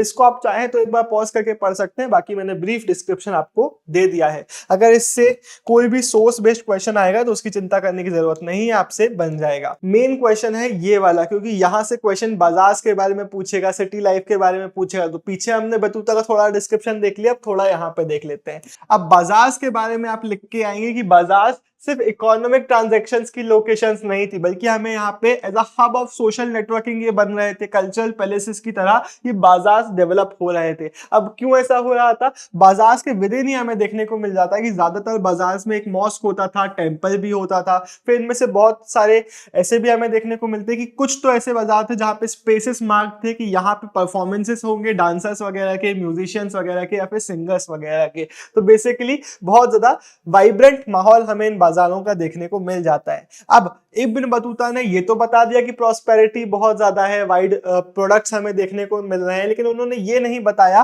कि क्यों इतनी ज्यादा प्रॉस्पेरिटी टाउन्स की क्यों हो रही थी। तो हमारे हिस्टोरियंस हैं, उन्होंने अलग अलग सोर्सेस के थ्रू इसको अज्यूम करने की कोशिश की गई है। इनका कहना ये बनता है कि मे बी जो विलेजेस वगैरह का सरप्लस होता था, जितनी भी विलेजेस की वेल्थ होती होगी, उसको इस सिटीज वगैरह टाउन्स वगैरह अप्रोप्रिएट करके उसको हड़प लिया करते होंगे, या फिर विलेजेस से वो ट्रांसपोर्ट होके वो पूरा सिटीज में ले आया जाता होगा, जिसके कारण सिटीज में इतना ज्यादा हमें प्रोडक्शन और इतना ज्यादा प्रोडक्ट्स और इतना सारा वेल्थ और प्रॉस्पेरिटी देखने को मिल जाती है। तो ये हमारे हिस्टोरियंस ने एनालिसिस ड्रॉ किया है, क्योंकि इब्न बतूता ने इस चीज को एक्सप्लेन नहीं किया था। फिर इब्न बतूता ने बताया कि जो इंडियन एग्रीकल्चर है वो बहुत ज्यादा प्रोडक्टिव है। क्यों? क्योंकि यहाँ पे फर्टिलिटी ऑफ द सॉइल बहुत अच्छी है, जिसके कारण जो फार्मर्स हैं हमारे, वो एक नहीं बल्कि मल्टीपल 2 क्रॉप्स अ ईयर भी उगा लेते हैं। इन्होंने ये भी बताया कि हमारा जो सब कॉन्टिनेंट है वो काफी ज्यादा इंटर एशियन नेटवर्क्स में इंटीग्रेट हो चुका है। बेसिकली ट्रेड और कॉमर्स चल रहा है पूरे एशियन मार्केट्स में। इंडियन मैन्युफैक्चरर्स जो है वो बहुत ज्यादा ह्यूज डिमांड्स में है वेस्ट एशिया और साउथ ईस्ट एशिया के पूरे एशियन रीजन में। अब हमारे मर्चेंट जो है, हमारे आर्टिजन्स जो है, उनको ह्यूज प्रॉफिट्स होता है इस ट्रेड के थ्रू। तो क्या क्या वो ट्रेडिंग आइटम है आप मेंशन करके आएंगे कि जो इंडियन टेक्सटाइल्स है वो बहुत ज्यादा ह्यूज डिमांड्स में है। अब टेक्सटाइल्स मतलब कपड़ों में क्या क्या चीजें, cotton cloth, fine muslin, silk, brocade, satin, ये सारे वो क्लॉथ है जो ह्यूज डिमांड्स में थे और बाहर हमारे इंडिया से बेचे जाते थे। इब्न बतूता ने बताया कुछ टाइप्स ऑफ फाइन मसलिन तो इतनी ज्यादा एक्सपेंसिव है कि सिर्फ जो रिच एलिट्स होते थे, जो एकदम नोबल्स होते थे, सिर्फ वो ही इनको पहना करते होंगे। इस वाले बॉक्स में दौलताबाद के तराबाबाद एक इंपॉर्टेंट मार्केट प्लेस है, उसके बारे में बताया गया। यहाँ के जितने भी हमारे शॉप्स वगैरह, उनके पीछे ही इन ओनर्स का घर होता था। बहुत सारी शॉप्स में ये सिंगर्स वगैरह ये लोग बिठाया करते थे। इसके बाद यहाँ पे बताया गया है क्यूपुला के बारे में। क्यूपुला मतलब कि एक बिल्डिंग है जिसका टॉप ऐसा डोम लाइक स्ट्रक्चर का होगा। तो उसके बारे में बताया गया है कि एक centre of the market place में सिचुएटेड है, जहाँ पे हर थर्सडे पे म्यूजिशियंस का जो चीफ है वो एंटर मारता है और उसके सामने अलग अलग म्यूजिशियंस आते हैं अपनी टीम के साथ, अपने सर्वेंट्स के साथ, और वो इसको परफॉर्मेंस दिखा रहे होते हैं। तो ये जो चीफ है वो अपने सर्वेंट्स वगैरह को लेके आता है और इन परफॉर्मेंसेस वगैरह को एंजॉय करता है शाम तक, और उसके बाद वो चला जाता है। एक हिंदू रूलर है, वो भी इन परफॉर्मेंसेस को बहुत सारा एंजॉय कर रहा होता है। बेसिकली ये बहुत ज्यादा एक कलरफुल नेचर था हमारे इंडियन मार्केट्स का, उसका डिस्क्रिप्शन ये उन्होंने यहाँ पे किया हुआ है। पढ़ाते पढ़ाते मुझे याद आया कि इस बॉक्स को मैं स्किप कर गया था, तो मैं वापस पीछे आ गया हूँ। यहाँ पे बताया गया है कि हर एक चीज को ये लोग एक्सेप्ट नहीं करते थे। फॉर एग्जांपल एक बार इल बिरूनी साहब को बताया गया कि यहाँ पे जो वुडन मूर्ति है भगवान की, वो 216432 इतने साल पुरानी है। तो बिरूनी ने उस चीज को क्वेश्चन किया कि वुडन मूर्ति इतने टाइम तक लास्ट कर ही नहीं सकती, स्पेशली यहाँ का इतना वेट ह्यूमिड एटमॉस्फेयर है, ये सड़ जाती है इतने टाइम पीरियड पे। तो लास्ट में लिखा हुआ है कि गॉड नोज बेस्ट। तो बेसिकली ट्रेवलर्स जो होते थे वो हर एक चीज को एक्सेप्ट नहीं कर लेते थे। यहाँ पे हम एक बहुत इंपॉर्टेंट क्वेश्चन देख रहे हैं, हमारा सिस्टम ऑफ कम्युनिकेशन। पहला पॉइंट आप याद रखेंगे, जो स्टेट होती थी, जो गवर्निंग बॉडी होती थी, वो इंश्योर करती थी कि इंकरेज कर सके वो मर्चेंट्स को। अब ये कैसे कर पाएगी? अगर आपके ट्रेड रूट्स में इन्स हैं, मतलब होटल्स वगैरह, रोड साइड होटल्स वगैरह, हमारे गेस्ट हाउसेस वगैरह हैं जहाँ पे लोग रुक सके, तो हमारे मर्चेंट्स अच्छे से ट्रेवल कर पाएंगे। इब्न बतूता ने बताया है कि यहाँ का जो पोस्टल सिस्टम था, इसी का क्वेश्चन आता है, ये बहुत ज्यादा एफिशिएंट था। इसके बारे में सारी चीजें आप लिखेंगे। पोस्टल सिस्टम के थ्रू हमारे जो मर्चेंट्स वगैरह होते थे वो इंफॉर्मेशन सेंड कर सकते थे। रेमिट क्रेडिट मतलब अगर पैसे वगैरह भेजना है तो वो भेज सकते थे। गुड्स वगैरह बहुत शॉर्ट नोटिस में एक जगह से दूसरी जगह तक पहुंचाए जा सकते थे। पोस्टल सिस्टम इतना अच्छा था हमारे यहाँ का कि इवन दो दिल्ली से सिंध पहुंचने में नॉर्मल इंसान को 50 दिन का टाइम लगता था, जो सुल्तान के जो स्पाइस होते थे वो अपनी रिपोर्ट सिर्फ 5 दिन में पहुंचा देते थे। तो 50 और 5 वाला अंतर यहाँ पे हमें देखने को मिल रहा है। हमारा पोस्टल सिस्टम इतना ज्यादा इफेक्टिव था इस टाइम पीरियड का। अब उसका हम डिस्क्रिप्शन देख भी लेते हैं कि भाई ऐसा ये सब हो कैसे रहा था। तो हमें देखने को मिलता है कि 2 काइंड्स ऑफ पोस्टल सिस्टम थे, एक हॉर्स वाला उलुग और एक हमारा फुट पोस्ट वाला, वो है दवा। अब इसमें सीन में डिफरेंस ये, हॉर्स वाला यहाँ पे घोड़ा है, घोड़ा लेके जाएगा सामान और यहाँ तक जाएगा, यहाँ पे दूसरा स्टेशन है, यहाँ से दूसरा घोड़ा ले लेगा। तो ये 4 माइल्स में एक एक स्टेशन हमें देखने को मिल जाता है। लेकिन जो फुट पोस्ट होता है उसमें एक ही माइल में हमें 3 वो देखने को मिल जाते हैं, जिससे हमें समझ में आता है कि बेसिकली एक इंसान अपनी फुल स्पीड में दौड़ा, फिर थोड़ी देर बाद दूसरा इंसान ने पकड़ा वही सामान, फुल स्पीड में दौड़ा, फिर तीसरा इंसान ने पकड़ा, फुल स्पीड में दौड़ा। उसके लिए वो एक घंटी टाइप का लेके चलता था, ताकि जैसे ही वो दौड़ के पहुंचे तो सामने वाले को आवाज समझ में आ जाए कि भाई ये लेके आ रहा है, तो वो भी तैयार हो जाता था। तो ये पूरा डिस्क्रिप्शन यहाँ पे बताया गया है। इसको अगर आप चाहें तो एक बार पॉज करके पढ़ सकते हैं, बाकी मेन चीजें मैंने आपको पूरी बता दी हैं। एक बहुत इंटरेस्टिंग चीज ये है कि जो फुट वाला सिस्टम था वो ज्यादा फास्ट था हॉर्स वाले सिस्टम से। तो ये तो और भी ज्यादा क्रेजी चीज हमें देखने को मिल जाती है। इस राइट वाले बॉक्स में अब्दुल रजाक का डिस्क्रिप्शन देखने को मिलता है। ये भाई साहब हमारे कैलीकट पहुंचते हैं, वहां के लोग इनको अच्छे नहीं लगते हैं। उनके बारे में लिखते कि मैंने कभी सोचा नहीं था ऐसे लोग हमें देखने को मिलेंगे, ऐसी पॉपुलेशन देखने को मिलेगी, काफी स्ट्रेंज नेशन है। उसके बाद ये बाद में पहुंचते हैं हमारे मैंगलोर के रीजन में। उसके वहां पे उनको एक टेंपल देखने को मिलता है और जिसके स्टैचू को देख के एकदम पागल हो जाते हैं कि भाई कितना बढ़िया बनाया है, कितना रियलिस्टिक लग रहा है, ये वो। तो ऐसे भी हमें देखने को मिल जाता है। कुछ लोग किसी चीज की बुराई कर रहे होते हैं, किसी चीज की तारीफ कर रहे होते हैं, और एक ही इंसान को कुछ अच्छा लग रहा होता है, कुछ एकदम खराब लग रहा होता है। अब हम बढ़ते हैं हमारे बतूता साहब से निकल के हम फ्रांसवा बर्नियर के ऊपर। अब बतूता साहब के बारे में अभी तक हमने क्या देखा, उनको जो भी चीजें एक्साइटिंग लगती थी, जो भी चीजें इंप्रेसिव लगती थी, उसको वो लिखते थे। नोवेल आइडियाज को, नोवेल कॉन्सेप्ट्स को वो अपने टेक्स्ट में लिख रहे थे। लेकिन फ्रांसवा बर्नियर ऐसा नहीं था। फ्रांसवा बर्नियर एक ऐसा बंदा था जिसको जो भी इंडिया में एकदम घटिया घटिया चीजें लग रही थी उसको वो अपने एक्सप्रेस करने की कोशिश कर रहा था। तो बर्नियर के बारे में आप क्या लिखेंगे? कंपैरिजंस कर रहे थे और कॉन्ट्रास्टिंग नेचर की चीजों को एक्सप्रेस करने करने की कोशिश कर रहे थे। बेसिकली हमारे इंडियन की सिचुएशन को यूरोपियन सिचुएशंस के साथ कंपेयर कर रहे थे और बेसिकली इंडिया को डिप्रेसिंग सिचुएशंस वाला एरिया बता रहे थे। इनके आइडियाज से हमें समझ में आता है कि मे बी जिस तरीके से टेक्स्ट लिख रहे थे ये फ्रांस की पॉलिसी मेकर्स को, फ्रांस का जो इंटेलिजेंस या वहां का जो थिंक टैंक है उसको इन्फ्लुएंस करने की कोशिश कर रहे थे कि देखो इंडिया की सिचुएशन ऐसे आपको नहीं करना है, आपको ये डिसीजन लेना चाहिए। तो अभी हम आगे जाएंगे तो समझेंगे कि कैसे राइट डिसीजन लेने के लिए इन्फ्लुएंस करने की कोशिश कर रहे थे फ्रांस को। राइट में ऐसा कोर्स लगा हुआ है क्योंकि राइट इनके हिसाब से, हम इसको राइट नहीं बोलेंगे। इनकी हर एक जो बुराई जो इंडिया की होगी वो सच नहीं होगी। अब बर्निया का travels in the Mughal empire, मैं इतने पास से देख रहा हूं तो मुझे दिख रहा है travels in the Mughal empire हल्का सा टिल्ट किया गया है विच शोज कि ये इनकी टेक्स्ट का नाम था। अगर आप उतने दूर से देख रहे हैं तो भी अगर आप चश्मा लगा के देखेंगे तो आपको समझ में आएगा ये है उनके टेक्स्ट का नाम, travels in the Mughal empire. अब इसमें हमें बहुत सारे ऑब्जर्वेशन, बहुत सारे क्रिटिकल इंसाइट, इनके क्रिटिक्स देखने को मिलते हैं, बहुत सारे रिफ्लेक्शंस देखने को मिलते हैं मुगल एम्पायर के, जिसको हम यहाँ से पूरा नीचे जाते हुए देख रहे होंगे। हम देखें कैसे इन्होंने मुगल टाइम पीरियड को यूनिवर्सल फ्रेमवर्क में पुट इन किया और मुगल को यूरोप से और मुगल को बाकी जगहों से कंपेयर करने की कोशिश करी। इन्होंने मुगल हमारे इंडिया को कंटेम्परेरी यूरोप के साथ कंपेयर किया, जहां पे उन्होंने लेटर मतलब यूरोप के बाद वाले चीज की तारीफ बताई। ये बेसिकली बाइनरी ऑपोजिशन का मेथड यूज कर रहे थे। बाइनरी ऑपोजिशन मतलब दो चीजों को आप जब दिखाते हो कि भाई ये ऐसी है, ये जस्ट उसकी ऑपोजिट है, ऑपोजिट ऐसे कंपेयर करते तो उसको हम बोलते हैं बाइनरी ऑपोजिशन का मेथड, जिसमें ये हायरार्किकली इंडिया को नीचे प्लेस कर रहे थे और यूरोप को ऊपर प्लेस कर रहे थे कि बेसिकली इंडिया जो है वो वेस्टर्न वर्ल्ड से इंफीरियर है, ये बताने की कोशिश कर रहे थे। अब देख लेते हैं कि ये क्या बता रहे थे और क्यों बता रहे थे। इनका कहना था कि सबसे बड़ा जो डिफरेंस है, फंडामेंटल डिफरेंस जो मुगल इंडिया और यूरोप में देखने को मिलता है वो ये है लैक ऑफ प्राइवेट प्रॉपर्टी, की भाई मुगल इंडिया में प्राइवेट प्रॉपर्टी है ही नहीं। प्राइवेट प्रॉपर्टी मतलब कि मान लेते हैं मैं मुगल इंडिया में रहता हूं इस टाइम पीरियड की 17th सेंचुरी के, तो मेरे पास खुद का लैंड है ही नहीं। जितना भी लैंड है वो पूरा पूरा किसका है, वो क्राउन ओनरशिप का है, मतलब वो पूरा का पूरा राजा का लैंड है और राजा हम जैसे गरीबों को लैंड देता है, राजा नोबल्स को लैंड देता है, वो नोबल्स जो है हम लोगों को वहां पे काम कराते हैं। तो इवन दो मैं इस लैंड में काम कर रहा हूं, ये लैंड मेरा नहीं है, ये लैंड एक्चुअल में बिलोंग करता है क्राउन को, ये एक्चुअल में बिलोंग करता है स्टेट को, ये एक्चुअल में बिलोंग करता है राजा साहब को। तो ये इनका कहना था और इनका पॉइंट ये था कि जो क्राउन ओनरशिप है वो स्टेट के लिए और लोगों के लिए, दोनों के लिए ही हार्मफुल है। तो इन्होंने बोला कि मुगल एम्पायर जो है उसमें एम्परर हर एक लैंड को, हर एक चीज को ओन करता है और डिस्ट्रीब्यूट करता है अपने नोबल्स में, और फिर वो लोग उसके नीचे जो लोग होते हैं उनसे काम यहाँ पे करा रहे होते हैं। इससे प्रॉब्लम क्या होगा, इससे इकोनॉमिक डेवलपमेंट नहीं होगा, इससे सोसाइटी का डेवलपमेंट नहीं हो पाएगा।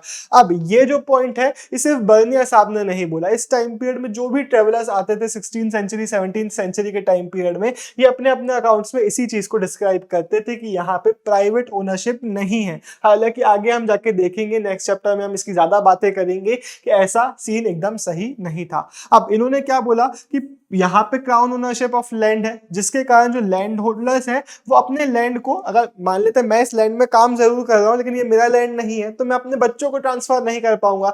जब ये मेरा लैंड है ही नहीं तो मुझे क्या लेना देना इसकी प्रोडक्टिविटी से, तो मैं इसकी प्रोडक्टिविटी में, इसके इंप्रूवमेंट के लिए कोई पैसा लगाऊंगा ही नहीं। तो इसका कहना यही था कि यहाँ पे जो लोग थे वो लॉन्ग टर्म इन्वेस्टमेंट करने में इंटरेस्टेड नहीं थे, उससे बचते थे कि भाई यहाँ पे हमें लैंड में इन्वेस्टमेंट ना करना पड़े, क्योंकि उनका लैंड है ही नहीं। तो इसलिए यहाँ का जो लैंड था उसकी क्वालिटी डिग्रेड होती चली जा रही थी और यहाँ पे इंप्रूवमेंट नहीं हो रहा था। इसने एक इंपॉर्टेंट पॉइंट ये दिया कि यहाँ पे हमारे इंडियन रीजन में इंप्रूविंग लैंडलॉर्ड्स की जो कैटेगरी थी, एक ऐसी कैटेगरी जो वेस्टर्न यूरोप में आई थी, वो इंडियन रीजन्स में नहीं डेवलप हुई। ये वो लोग थे जो हमारे यूरोपियन रीजन में जाके लैंड को इंप्रूव करने की कोशिश कर रहे थे, क्योंकि उनका खुद का लैंड था इसलिए वो लोग वहां पे पैसा लगा रहे थे। इसने बोला कि इंडिया में ये चीज हो ही नहीं रही है। इंडिया में क्राउन ओनरशिप है जिसके कारण एग्रीकल्चर भी पूरा खराब हो रहा है, जो पेजेंट्री क्लास है वो ऑपरेस हो रही है और पूरा डिक्लाइन हमें देखने को मिल रहा है लिविंग स्टैंडर्ड्स का। हर एक इंसान, हर एक सेक्शन, हर एक जो क्लास है इंडियन सोसाइटी की वो डिक्लाइन में जा रही है, except except for the ruling aristocracy.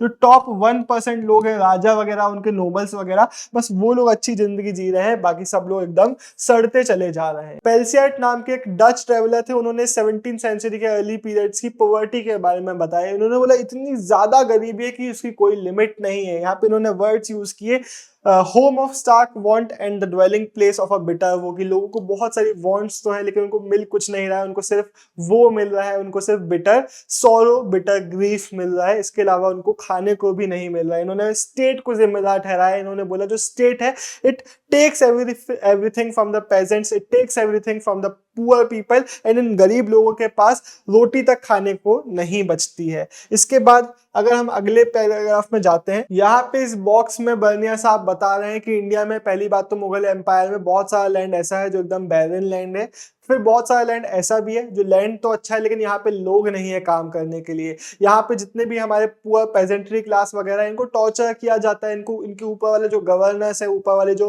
Authoritarian figures हैं, जितने भी ऑफिशियल्स हैं, वो परेशान करते हैं एंड इनको टायरने के लिए एकदम ट्रीट किया जाता है। कई लोगों को स्लेव्स की तरह रखा जाता है, उनके बच्चे उनसे छीन लिए जाते हैं, बहुत खराब कंडीशन में रखा जाता है बेसिकली। अब इसको अगर आप समझोगे तो यहाँ पे एनसीईआरटी में वही चीज बताई गई है कि बर्निया कोशिश क्या कर रहा है, बर्निया में भी फ्रांस की इंटेलिजेंसिया को ये दिखाने की कोशिश कर रहा है कि देखो अगर आप प्राइवेट प्रॉपर्टी के अगेंस्ट बात करोगे तो देखो आपके लैंड में क्या हो जाएगा। इंडिया में देखो क्राउन ओनरशिप है, इसके कारण ये सब हो रहा है। बट फन फैक्ट, इंडिया में क्राउन ओनरशिप नहीं थी, ऐसा हमें देखने को मिल जाता है। अब यहां से एक क्वेश्चन आता है जो पूछता है बर्निया ने Indian society under Mughal period को किस तरीके से डिस्क्राइब किया। तो ये पूरा पैराग्राफ, नेक्स्ट पूरा पैराग्राफ बहुत ज्यादा इंपॉर्टेंट है एंड थोड़ा सा डिफिकल्ट है क्योंकि यहाँ पे कुछ डिफिकल्ट टर्म्स यूज किए गए। तो मैं हर एक चीज आपको समझाऊंगा, बस आपको थोड़ा सा फोकस यहाँ पे ज्यादा करना है। तो अब बर्निया साहब ने क्या बताया कि ज्यादातर जो लोग हैं हमारे यहाँ के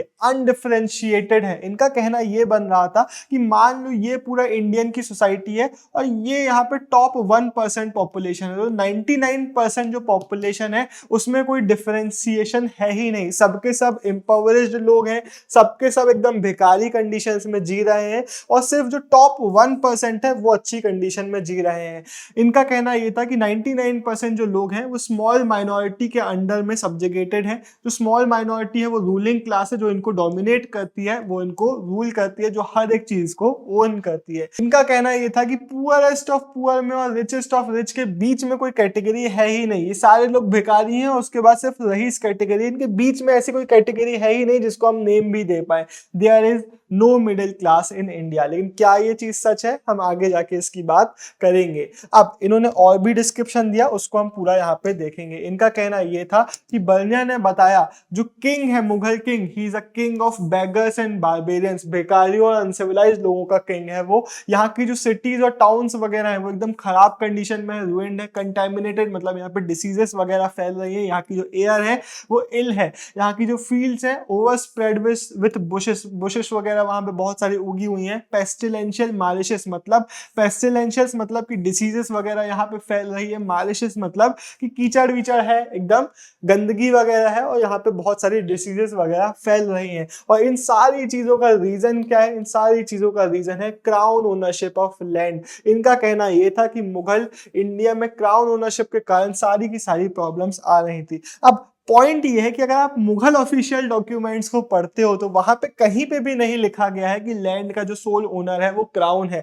नहीं, बल्कि अबुल फजल कौन थे? 16th सेंचुरी के ऑफिशियल क्रॉनिकलर थे हमारे अकबर के रेन के। अकबर ने इनको हायर किया था अपनी हिस्ट्री लिखवाने के लिए, तो बहुत सारी चीजें इन्होंने लिखी थी जो हम आगे के चैप्टर में देख रहे होंगे। तो अबुल फजल भाई ने अपने डॉक्यूमेंट में क्या बताया? रेवेन्यू चार्ज किया जाता है which is a remuneration of sovereignty, कि भाई लैंड तो आपका ही है लेकिन आपकी सोवरेनिटी के लिए, आपका जो लैंड है, आपकी फ्रीडम है अपने लैंड में, उसके बदले में आपको एक रेवेन्यू देना पड़ेगा। वो रेवेन्यू है जो स्टेट चार्ज कर रही है। तो लैंड स्टेट का नहीं है, स्टेट तो रेवेन्यू चार्ज कर रही है अपने सब्जेक्ट से, जिसके बदले में वो उसको प्रोटेक्शन प्रोवाइड कर रही है। तो स्टेट रेंट नहीं ले रही है कि हमारा लैंड है तुम काम करो उसका रेंट हमको दो, नहीं, स्टेट एक रेवेन्यू ले रही है कि तुम्हारा लैंड है लेकिन ये जो हम तुम्हें प्रोटेक्शन वगैरह दे रहे हैं, तुम्हारी जो सोवरेनिटी है उसके बदले में तुम हमें कुछ ना कुछ रेवेन्यू दे रहे होगे। तो यहाँ पे तो उल्टा ही सीन हो गया। अब सीन ये था कि जो यूरोपियन ट्रेवलर्स आते थे जब वो देखते थे कि इतना ज्यादा हाई रेवेन्यू चार्ज हो रहा है,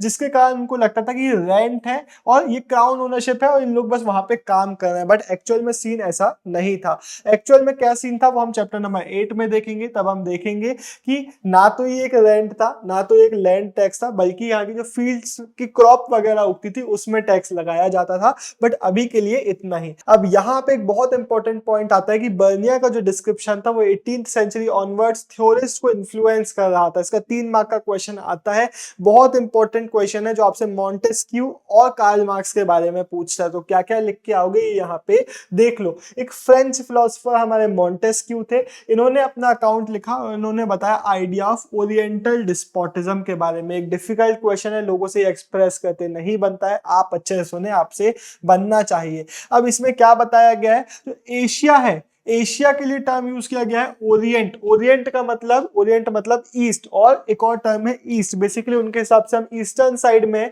तो Orient term, eastern term, Asia term, ये सब हमारे रीजन को रेफर करने के लिए यूज किया जा रहा है। तो बेसिकली क्या बोला गया है कि एशियन रीजन में जो रूलर्स हैं इनके पास एब्सोल्यूट अथॉरिटी है अपने सब्जेक्ट्स के ऊपर। मतलब ये जो चाहे करना चाहे वो करते हैं, अपने सब्जेक्ट्स को अपने अंडर में सब्जेक्शन में रखते हैं और एकदम पॉवर्टी की कंडीशन में रख रहे होते हैं।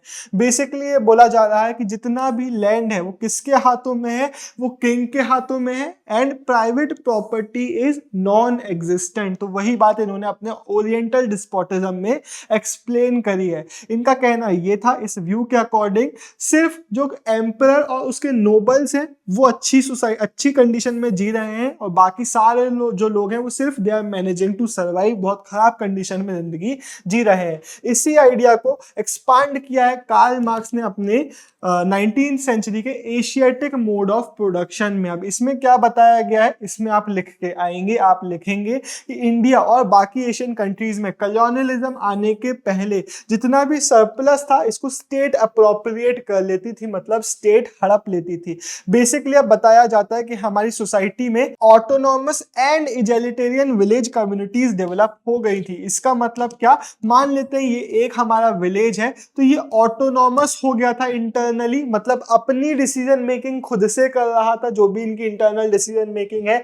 बेसिकली इसके ऊपर किंग का जो कोर्ट होता था वो तो होता था, जो कोर्ट होता था वो इसके ऊपर होता था, लेकिन इनको घंटा लेना देना नहीं होता था कि इनकी इंटरनल डिसीजन मेकिंग कैसे चल रही है। एज लॉन्ग एज ये सरप्लस प्रोवाइड कर रहे हैं इनको कोई फर्क नहीं पड़ रहा है कि इनकी डिसीजन मेकिंग का क्या सीन है। तो ये इंटरनली ऑटोनॉमस थे प्लस इजैलिटेरियन थे। मतलब अब जैसे कि हमारे बर्निया साहब ने पहले बताया कि सारे जो लोग हैं सब गरीब है, सब अनडिफरेंशिएटेड है, तो वही यहाँ पे इजैलिटेरियन टर्म बता रहा है कि सब लोग सेम ही थे। ऐसा नहीं था कि कोई ऊपर है कोई नीचे है, सब सेम लेवल पे, सब इजैलिटेरियन है, अपनी ऑटोनोमस डिसीजन मेकिंग कर रहे हैं। तो ऐसी विलेज कम्युनिटीज डेवलप हो गई थी इंडिया में इस सिस्टम के कारण, जहां पे जो सारा का सारा प्रॉपर्टी था वो किंग के हाथों में था। तो इस सिस्टम को कैसा देखा जा रहा था, बोला जा रहा था कि ये एक स्टैग्नेंट सिस्टम है जिसके कारण बिल्कुल भी इकोनॉमिक ग्रोथ नहीं हो पा रही है। अनइम्पीडेड मतलब जब तक फ्लो ऑफ सरप्लस रुक नहीं रहा है तब तक ऑटोनॉमी इनकी चलती रहती थी। इसके बाद अब हम देखते हैं थोड़ा सा एक चैप्टर 8 का हम थोड़ा सा इंट्रोडक्शन यहाँ पे बात कर लेते हैं। एक्चुअल में सीन ये था, हमारी जो रूरल सोसाइटी थी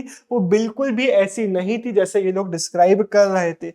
हमारे 17th सेंचुरी में हमारे रूरल सोसाइटी में बहुत सारे डिफरेंसेस थे, इकोनॉमिक डिफरेंशिएशन सोसाइटी का बहुत हद में हो चुका था।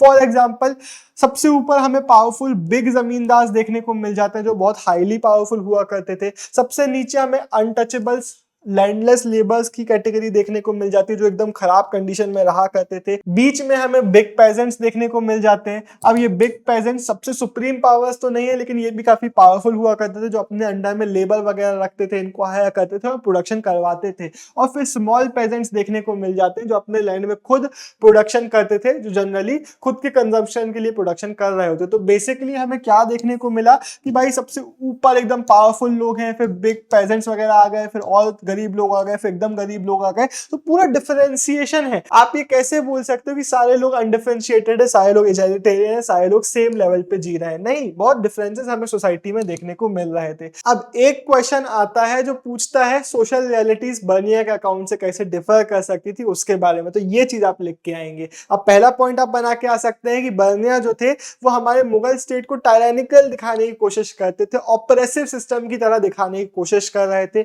इनका कहना यह बन रहा था कि आर्टिजन्स वगैरह जो है उनके पास हाई क्वालिटी गुड्स बनाने के लिए कोई भी इंसेंटिव नहीं है, क्योंकि उनका जितना भी प्रॉफिट होता था वो सारा का सारा स्टेट हड़प लेती थी। लेकिन ये लाइन बिल्कुल याद रखेंगे कि कॉम्प्लेक्स थी सोशल रियलिटीज, और जैसे हमारी बर्निया साहब बोल रहे थे ऐसा एज इट इज तो बिल्कुल भी नहीं था। अब बर्निया साहब का कहना था कि सारा प्रॉफिट हड़प लिया जाता है, तो हमारे जो मर्चेंट्स और मैन्युफैक्चरर्स वगैरह हैं वो हर जगह पर एकदम डिक्लाइन में है। लेकिन दूसरी तरफ ये खुद एक्सेप्ट करते हैं कि जितना भी वर्ल्ड का मेटल था, जो मेटल उस टाइम की जो मेन करेंसी वगैरह थी, वो बहुत ज्यादा इंडिया की तरफ फ्लो कर रही थी। जो मैन्युफैक्चरर्स वगैरह थे वो बहुत सारा प्रोडक्ट्स जो थे वो एक्सपोर्ट कर रहे थे गोल्ड और सिल्वर के लिए। इन्होंने ही नोटिस किया है, इन्होंने ही मेंशन किया है कि मर्चेंट्स कम्युनिटी काफी सारी प्रॉस्परस हो रही थी लॉन्ग डिस्टेंस एक्सचेंज करके। तो यहीं पे हमें थोड़ा सा दो तीन बातें देखने को इनकी मिल रही हैं। ये साइड में अगर आप देखते तो मुगल टाइम के एक आर्टिजन ने इतना प्यारा इसको बनाया गया है, तो कैसे आपको लग रहा है कि यहाँ पे इन लोगों के पास कोई इंसेंटिव नहीं था इतना अच्छा क्राफ्ट प्रोडक्शन करने के लिए। इस बॉक्स में यही चीज बताई गई है बंगाल के बारे में कि बहुत सारा यहाँ पे प्रोडक्शन हो रहा है फूड आइटम्स का, और इजिप्ट जो जाना जाता था अपनी फर्टिलिटी अपने प्रोडक्शन के लिए, उससे भी ज्यादा प्रोडक्शन यहाँ पे हो रहा है। और सिर्फ फूड आइटम्स एडिबल्स का नहीं बल्कि टेक्सटाइल्स वगैरह के भी प्रोडक्शन बहुत ज्यादा इंडिया के बहुत सारे रीजन्स में हो रहा था, वो यहाँ पे बताया गया है। यहाँ पे ये भी लिखा हुआ है कि आर्टिजन्स भी बहुत सारे प्रोड्यूस कर रहे हैं, ऑल्दो नेचुरली इंडोलेंट मतलब नेचुरली लोग बहुत आलसी किस्म के लोग हैं, लेकिन नेसेसिटीज के कारण ये लोग बहुत सारा काम कर रहे हैं। कुछ दिक्कत थी भाई, इसको कुछ दिक्कत थी इंडिया से, कुछ दिक्कत थी इंडिया के लोगों से, जिसके कारण इसके हर डिस्क्रिप्शन में ऐसे ही कुछ ना कुछ अच्छा भी डिस्क्रिप्शन है तो कुछ ना कुछ उटपटांगे लिख के आ जाएगा। लास्ट में लिखा हुआ है कि ये भी एक सीन है कि बहुत सारा गोल्ड और सिल्वर अराउंड द वर्ल्ड का था जो इधर उधर घूमता था और फाइनली इंडिया में आके घूम जाता था, क्योंकि इंडिया में बहुत सारा बाहर का जो मेटल था वो फ्लो कर रहा था। अब यहाँ पे एक इंटरेस्टिंग नंबर दिया हुआ है। इनफैक्ट 17th सेंचुरी में हमें देखने को मिलता है कि 15% जो इंडियन पॉपुलेशन थी वो टाउन्स में रह रही थी, अर्बन पॉपुलेशन थी। लेकिन हमें देखने को मिलता है यूरोप में ये जो नंबर था वो इससे भी कम था, तो इंडिया का प्रोपोर्शन यूरोपियन प्रोपोर्शन से भी ज्यादा था। तो इसके लिए भी बर्निया साहब ने एक अपना टिप्पणी मार दी थी।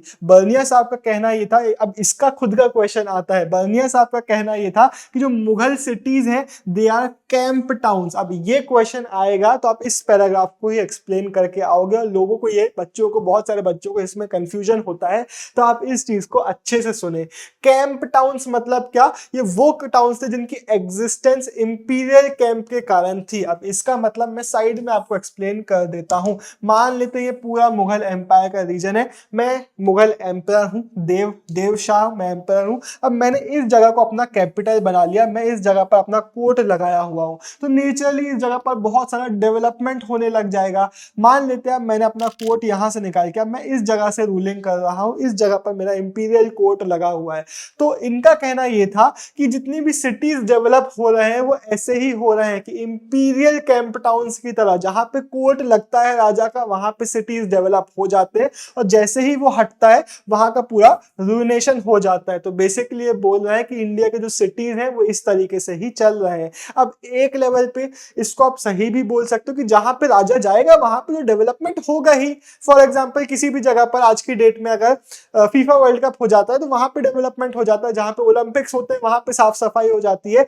लेकिन उसका मतलब ये नहीं है कि हमारे अलावा पे और कुछ नहीं था। ठीक है, ओलंपिक अगर हो रहा है तो वहां पे हम साफ सफाई ज्यादा कर देंगे, लेकिन हमें यह भी देखने को मिलता है कि इनने जो बोला, इनका कहना था कि इकोनॉमिक फाउंडेशन था ही नहीं, ऐसा कोई भी इकोनॉमिक फाउंडेशन नहीं था जिसके कारण सिटीज खुद से इमर्ज हो पाए। यहाँ पे सिर्फ और सिर्फ इंपीरियल पेट्रोनेज के दम पे सिटीज चल रही थी, बल्कि एक्चुअल में हमको क्या देखने को मिलता है, सीन ये था कि हमारे पास ऑल काइंड्स ऑफ टाउन्स थे। बर्नियर साहब ने एक बहुत ओवर सिंप्लीफाइड पिक्चर बना दी थी। इंडिया में हमें सिर्फ कैंप टाउन्स नहीं बल्कि मैन्युफैक्चरिंग टाउन्स देखने को मिलते हैं, ट्रेडिंग टाउन्स देखने को मिलते हैं, पोर्ट टाउन्स देखने को मिलते हैं, सेक्रेट सेंटर्स देखने को मिलते हैं, पिलग्रिमेज टाउन्स देखने को मिलते हैं। और इन सब की एग्जिस्टेंस खुद के वायबल फाउंडेशन पे थी, मतलब इंपीरियल कोर्ट इन रीजन्स पे लगे चाहे ना लगे, ये खुद की इकोनॉमिक एक्टिविटीज कर रहे थे जिसके कारण ये बहुत ज्यादा प्रॉस्परस हो रहे थे और इनकी सब्सिस्टेंस खुद पे डिपेंडेंट थी। तो बेसिकली मर्चेंट कम्युनिटीज वगैरह भी बहुत सारी प्रॉस्पर कर रही थी और सिर्फ मर्चेंट्स नहीं, बहुत सारी प्रोफेशनल क्लासेस थी जो इंडियन सबकॉन्टिनेंट में इमर्ज हो रही थी। उसी का एक एग्जांपल हम यहाँ पे देख लेते हैं। अब मर्चेंट क्लास में हमें देखने को मिलता है कई बार किन टाइज के बेसिस पे, कम्युनिटी बेसिस पे, कि भाई एक पूरी मर्चेंट्स की कम्युनिटी है जो सेम कास्ट के लोग हैं और सेम काम कर रहे हैं। तो इसलिए यहाँ पे लिखा हुआ है कि कास्ट कम ऑक्यूपेशनल बॉडीज की तरह ये कई बार खुद को ऑर्गेनाइज कर लेते थे। वेस्टर्न इंडिया में ये जो हमारे ऑर्गेनाइजेशन, ये ग्रुप होते थे, उनको महाजन टर्म से रेफर किया जाता था। उनका जो चीफ होता था, जो सेठ होता था, उसको सेठ टर्म से रेफर किया जाता था।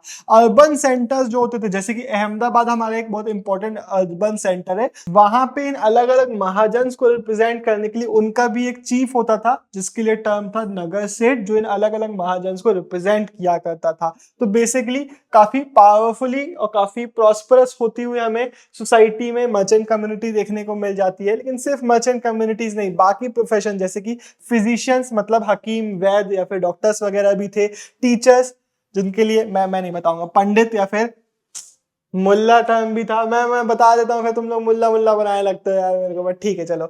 लॉयर्स या फिर वकील देखने को मिल जाते हैं, पेंटर्स, आर्किटेक्ट्स, म्यूजिशियंस, कैलीग्राफर्स। तो ये सारे प्रोफेशंस थे जो सोसाइटी में पॉपुलर हो रहे थे और काफी ज्यादा अच्छे से अपनी लाइफस्टाइल को सस्टेन कर रहे थे। अब इनमें से कुछ लोग ऐसे जरूर थे जो राजा जी के पैट्रोनेज पे चल रहे हैं, राजा जी के लिए काम कर रहे हैं। लेकिन सिर्फ इंपीरियल पैट्रोनेज पे नहीं, बहुत सारे ऐसे भी लोग थे जो बाकी रॉयल फैमिलीज को सर्व करते थे और बहुत सारे ऐसे भी लोग थे जो ऑर्डिनरी पीपल को क्राउडेड मार्केट्स वगैरह में सर्व करते थे, बाजार वगैरह में सर्व करते थे, अपनी लाइफस्टाइल को सस्टेन कर रहे थे। इस बॉक्स में हमें बर्निया का एक और डिस्क्रिप्शन देखने को मिल रहा है और बताया जा रहा है कि हमारे सोसाइटीज में कारखाने होते थे, बड़े बड़े हॉल्स होते थे जहां पे अलग अलग वर्कर्स जो होते थे वो आके काम किया करते थे। बर्नियर एकमात्र ऐसे बंदे हैं जिन्होंने इनके बारे में डिस्क्रिप्शन दिया है।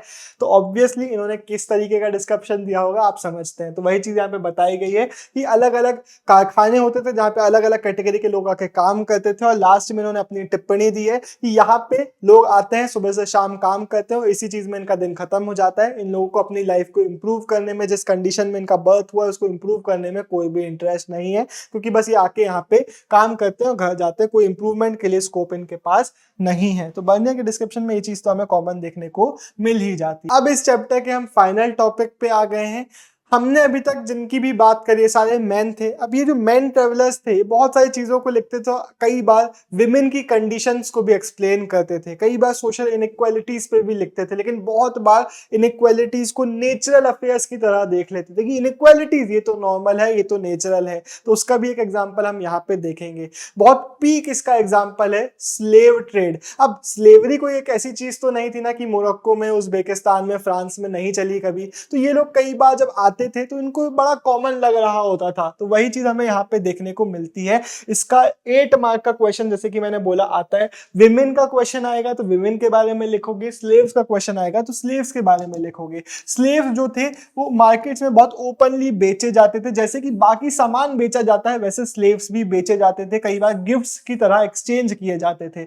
बतूता साहब ने हमारे, जब वो सिंध पहुंचे तो वहां पे उन्होंने हॉर्सेस परचेज किए, कैमल्स परचेज किए और उसके साथ स्लेव्स परचेज किए, ताकि सुल्तान मोहम्मद बिन तुगलक को जब मिलेंगे तो उनको गिफ्ट करेंगे ये सब चीजें। जब वो मुल्तान पहुंचते हैं तो उन्होंने वहां के जो गवर्नर है उनको एक स्लेव गिफ्ट किया, हॉर्सेस और रेजन्स और आलमंड्स के साथ, कि भाई बादाम और स्लेव में मानो कोई अंतर ही ना हो। इस तरीके से यहाँ पे ट्रेडिंग वगैरह और गिफ्ट वगैरह दी जाती थी। मोहम्मद बिन तुगलक के बारे में इब्न बतूता ने बताया कि एक बार उन्होंने एक प्रीचर का सरमन सुना, नसीरुद्दीन नासिरुद्दीन का एक टॉक वगैरह सुना होगा, तो उस टॉक को उन्होंने सुना तो वो बहुत ज्यादा उससे खुश हो गए, तो उसके बदले में उन्होंने उनको 100,000 टंकास मतलब 100,000 कॉइन्स दिए और 200 स्लेव्स दे दिए। तो स्लेव्स का एक हमें क्रेजी चीज यहाँ पे देखने को मिल गई है। बतूता साहब ने ये भी बताया कि इन स्लेव्स में भी डिफरेंशिएशन था। एक हमारा बर्नियर है जो लोगों में ही डिफरेंशिएशन नहीं मान रहा है, ये है कि स्लेव्स में भी बता रहे हैं कि जो फीमेल स्लेव्स वगैरह हैं उनमें हमें देखने को मिलता है कि जो सुल्तान के लिए लगाई जाती थी, सुल्तान के अंडर में जो सर्विस करने वाली फीमेल स्लेव्स होती थी, वो म्यूजिक और डांस में भी काफी ज्यादा एक्सपर्ट होती थी। बतूता साहब जब सुल्तान की सिस्टर की वेडिंग में को अटेंड कर रहे होंगे तो वहां पे इनके परफॉर्मेंस वगैरह को उन्होंने काफी ज्यादा इंजॉय किया। इसके बाद फीमेल स्लेव्स को जो सुल्तान होता था वो अपने नोबल्स के अंडर में भी लगाता था उनको स्पाई करने के लिए। तो वही इस बॉक्स में बताया गया है कि हर एक नोबल चाहे छोटा हो चाहे बड़ा हो उसके अंडर में अपने स्पाइस वगैरह लगाया करता था।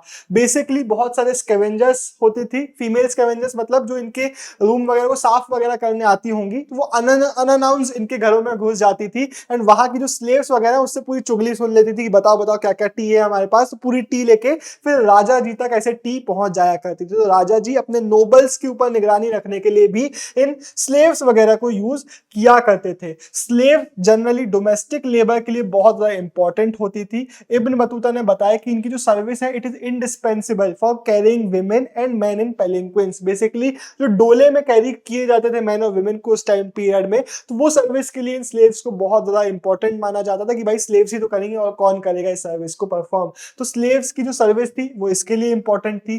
फीमेल स्लेव्स हमें देखने को मिल जाती है वो सबसे ज्यादा लो कॉस्ट हुआ करती थी। तो स्लेव्स की प्राइसेस स्पेशली फीमेल की जो प्राइसेस होती थी, जो डोमेस्टिक लेबर वाली स्लेव है वो काफी ज्यादा सस्ती होती थी। तो हर एक फैमिली जो स्लेव को अफोर्ड कर सकती है वो एटलीस्ट एक या दो स्लेव तो अपने लिए रखा ही करती थी। जो कंटेम्प्रेरी इस टाइम के ट्रेवलर्स थे, जो राइटर्स थे, वो बताते हैं कि ईस्टर्न और वेस्टर्न वर्ल्ड में जो विमेन का ट्रीटमेंट है सबसे बड़ा डिफरेंशिएटर है। इंडिया में हमारे ईस्टर्न रीजन्स में बहुत खराब तरीके से विमेन को ट्रीट किया जा रहा है, ऐसे कई डिस्क्रिप्शन हमें देखने को मिल जाते हैं। एंड ऑब्वियसली बर्नियर साहब ने किस डिस्क्रिप्शन को चूज किया, उन्होंने सती के डिस्क्रिप्शन को चूज किया अपने टेक्स्ट में एक्सप्रेस करने के लिए। तो वही हमें यहाँ साइड में देखने को मिल रहा है। इन्होंने एक लाहौर का सीन बताया कि एक ब्यूटीफुल एक विमेन है जो कि काफी ज्यादा यंग है लेकिन वो अब विडो हो चुकी है, तो उसका सती कराया जा रहा है। अब वो बिल्कुल भी आग में नहीं जलना चाहती, वो चीख रही है, रो रही है, आंसू बह रहे हैं उसके आंखों में, लेकिन उसको फोर्सफुली आग में जलाया जा रहा है। तो बतूता फ्रांसुआ उसी चीज को बताता है कि मैं देख रहा था और मैं कुछ नहीं कर सका, लेकिन बहुत इमोशनल एक बहुत सैड सीन था जब वो उस आग में जल रही थी। तो वही डिस्क्रिप्शन हमें यहाँ पे देखने को मिल जाता है कि बहुत सारी विमेन ऐसी थी जो जलना नहीं चाहती थी फिर भी उनकी सती कराई जाती थी। और उसके बाद ये भी बताया गया है कि बहुत सारी विमेन ऐसी भी थी दैट एम्ब्रेस डेथ, जो सती को एक्सेप्ट करती थी और इस सती को फॉलो किया करती थी अपनी मर्जी से। लेकिन अब आपको एक चीज याद रखना है, ऐसा बिल्कुल भी नहीं था कि इंडिया में विमेन की जो लाइफ थी वो सिर्फ सती के आगे पीछे चल रही थी। नहीं, विमेन की लेबर भी एग्रीकल्चर और नॉन एग्रीकल्चर प्रोडक्शन में यूज की जा रही थी। फॉर एग्जांपल जो मर्चेंट फैमिलीज की हमें विमेन देखने को मिलती है वो कमर्शियल एक्टिविटीज में पार्टिसिपेट करती थी। कई बार जो मर्सेंटाइल डिस्प्यूट्स वगैरह होते थे उनको लॉ कोर्ट्स वगैरह में भी अपनी फैमिली को रिप्रेजेंट करने के लिए जाया करती थी। तो हेंस विमेन का रोल सिर्फ सती था या फिर विमेन का रोल सिर्फ घर के विदिन था, ये बात बोलना बिल्कुल भी गलत है। इसी के साथ हमारा चैप्टर खत्म होता है। इस चैप्टर में हमने काफी सारे डिस्क्रिप्शन देखे इन ट्रेवलर्स के, लेकिन एक और चीज आपको लास्ट में पता होना चाहिए कि भाई बहुत सारा जो इनका डिस्क्रिप्शन था वो उस कॉन्टेक्स्ट से शेप होता था जिससे वो आए हैं। बहुत सारी चीजें इस चीज पे शेप होती थी कि वो किस जगहों पे जा रहे हैं। हर एक सोशल डिस्क्रिप्शन को ये लोग नहीं दे सकते, हर एक चीज को ये एक्सप्लेन नहीं कर सकते, और बहुत सारी चीजें जो इन्होंने एक्सप्लेन करी भी हमने देखा कि कई बार उन्होंने गलत भी करी। एक काफी इंटरेस्टिंग चीज ये भी है कि बहुत सारे इंडिया के लोग भी तो बाहर जा रहे थे ना, लेकिन उनका हमें ज्यादा मटेरियल देखने को नहीं मिलता है। हमें नहीं पता कि वो कौन सी लैंग्वेज में बात करते होंगे, किन जगहों पे जाते होंगे, क्या एक्सपीरियंसेस करते होंगे, कहीं जाके पिटते होंगे या फिर पीट के आते होंगे, हमें ये सब चीजें नहीं पता चलती। हो सकता है फ्यूचर में हमारे जो हिस्टोरियंस हैं वो इन सब चीजों को रिकवर कर पाए और हमें कुछ ना कुछ स्टोरी बता पाए। बस इसका छोटा सा टाइमलाइन है, इजी सा टाइमलाइन है, इसको आप एक बार पॉज करके पढ़ लीजिएगा। इसी के साथ बाय बाय, साइनिंग ऑफ, देवटैन गोरिया। हम मिलेंगे किसी और वीडियो में किसी और दिन। फुट लो यहाँ से, भाग लो। आह आह, खाने वाने की बातें मत करो यार।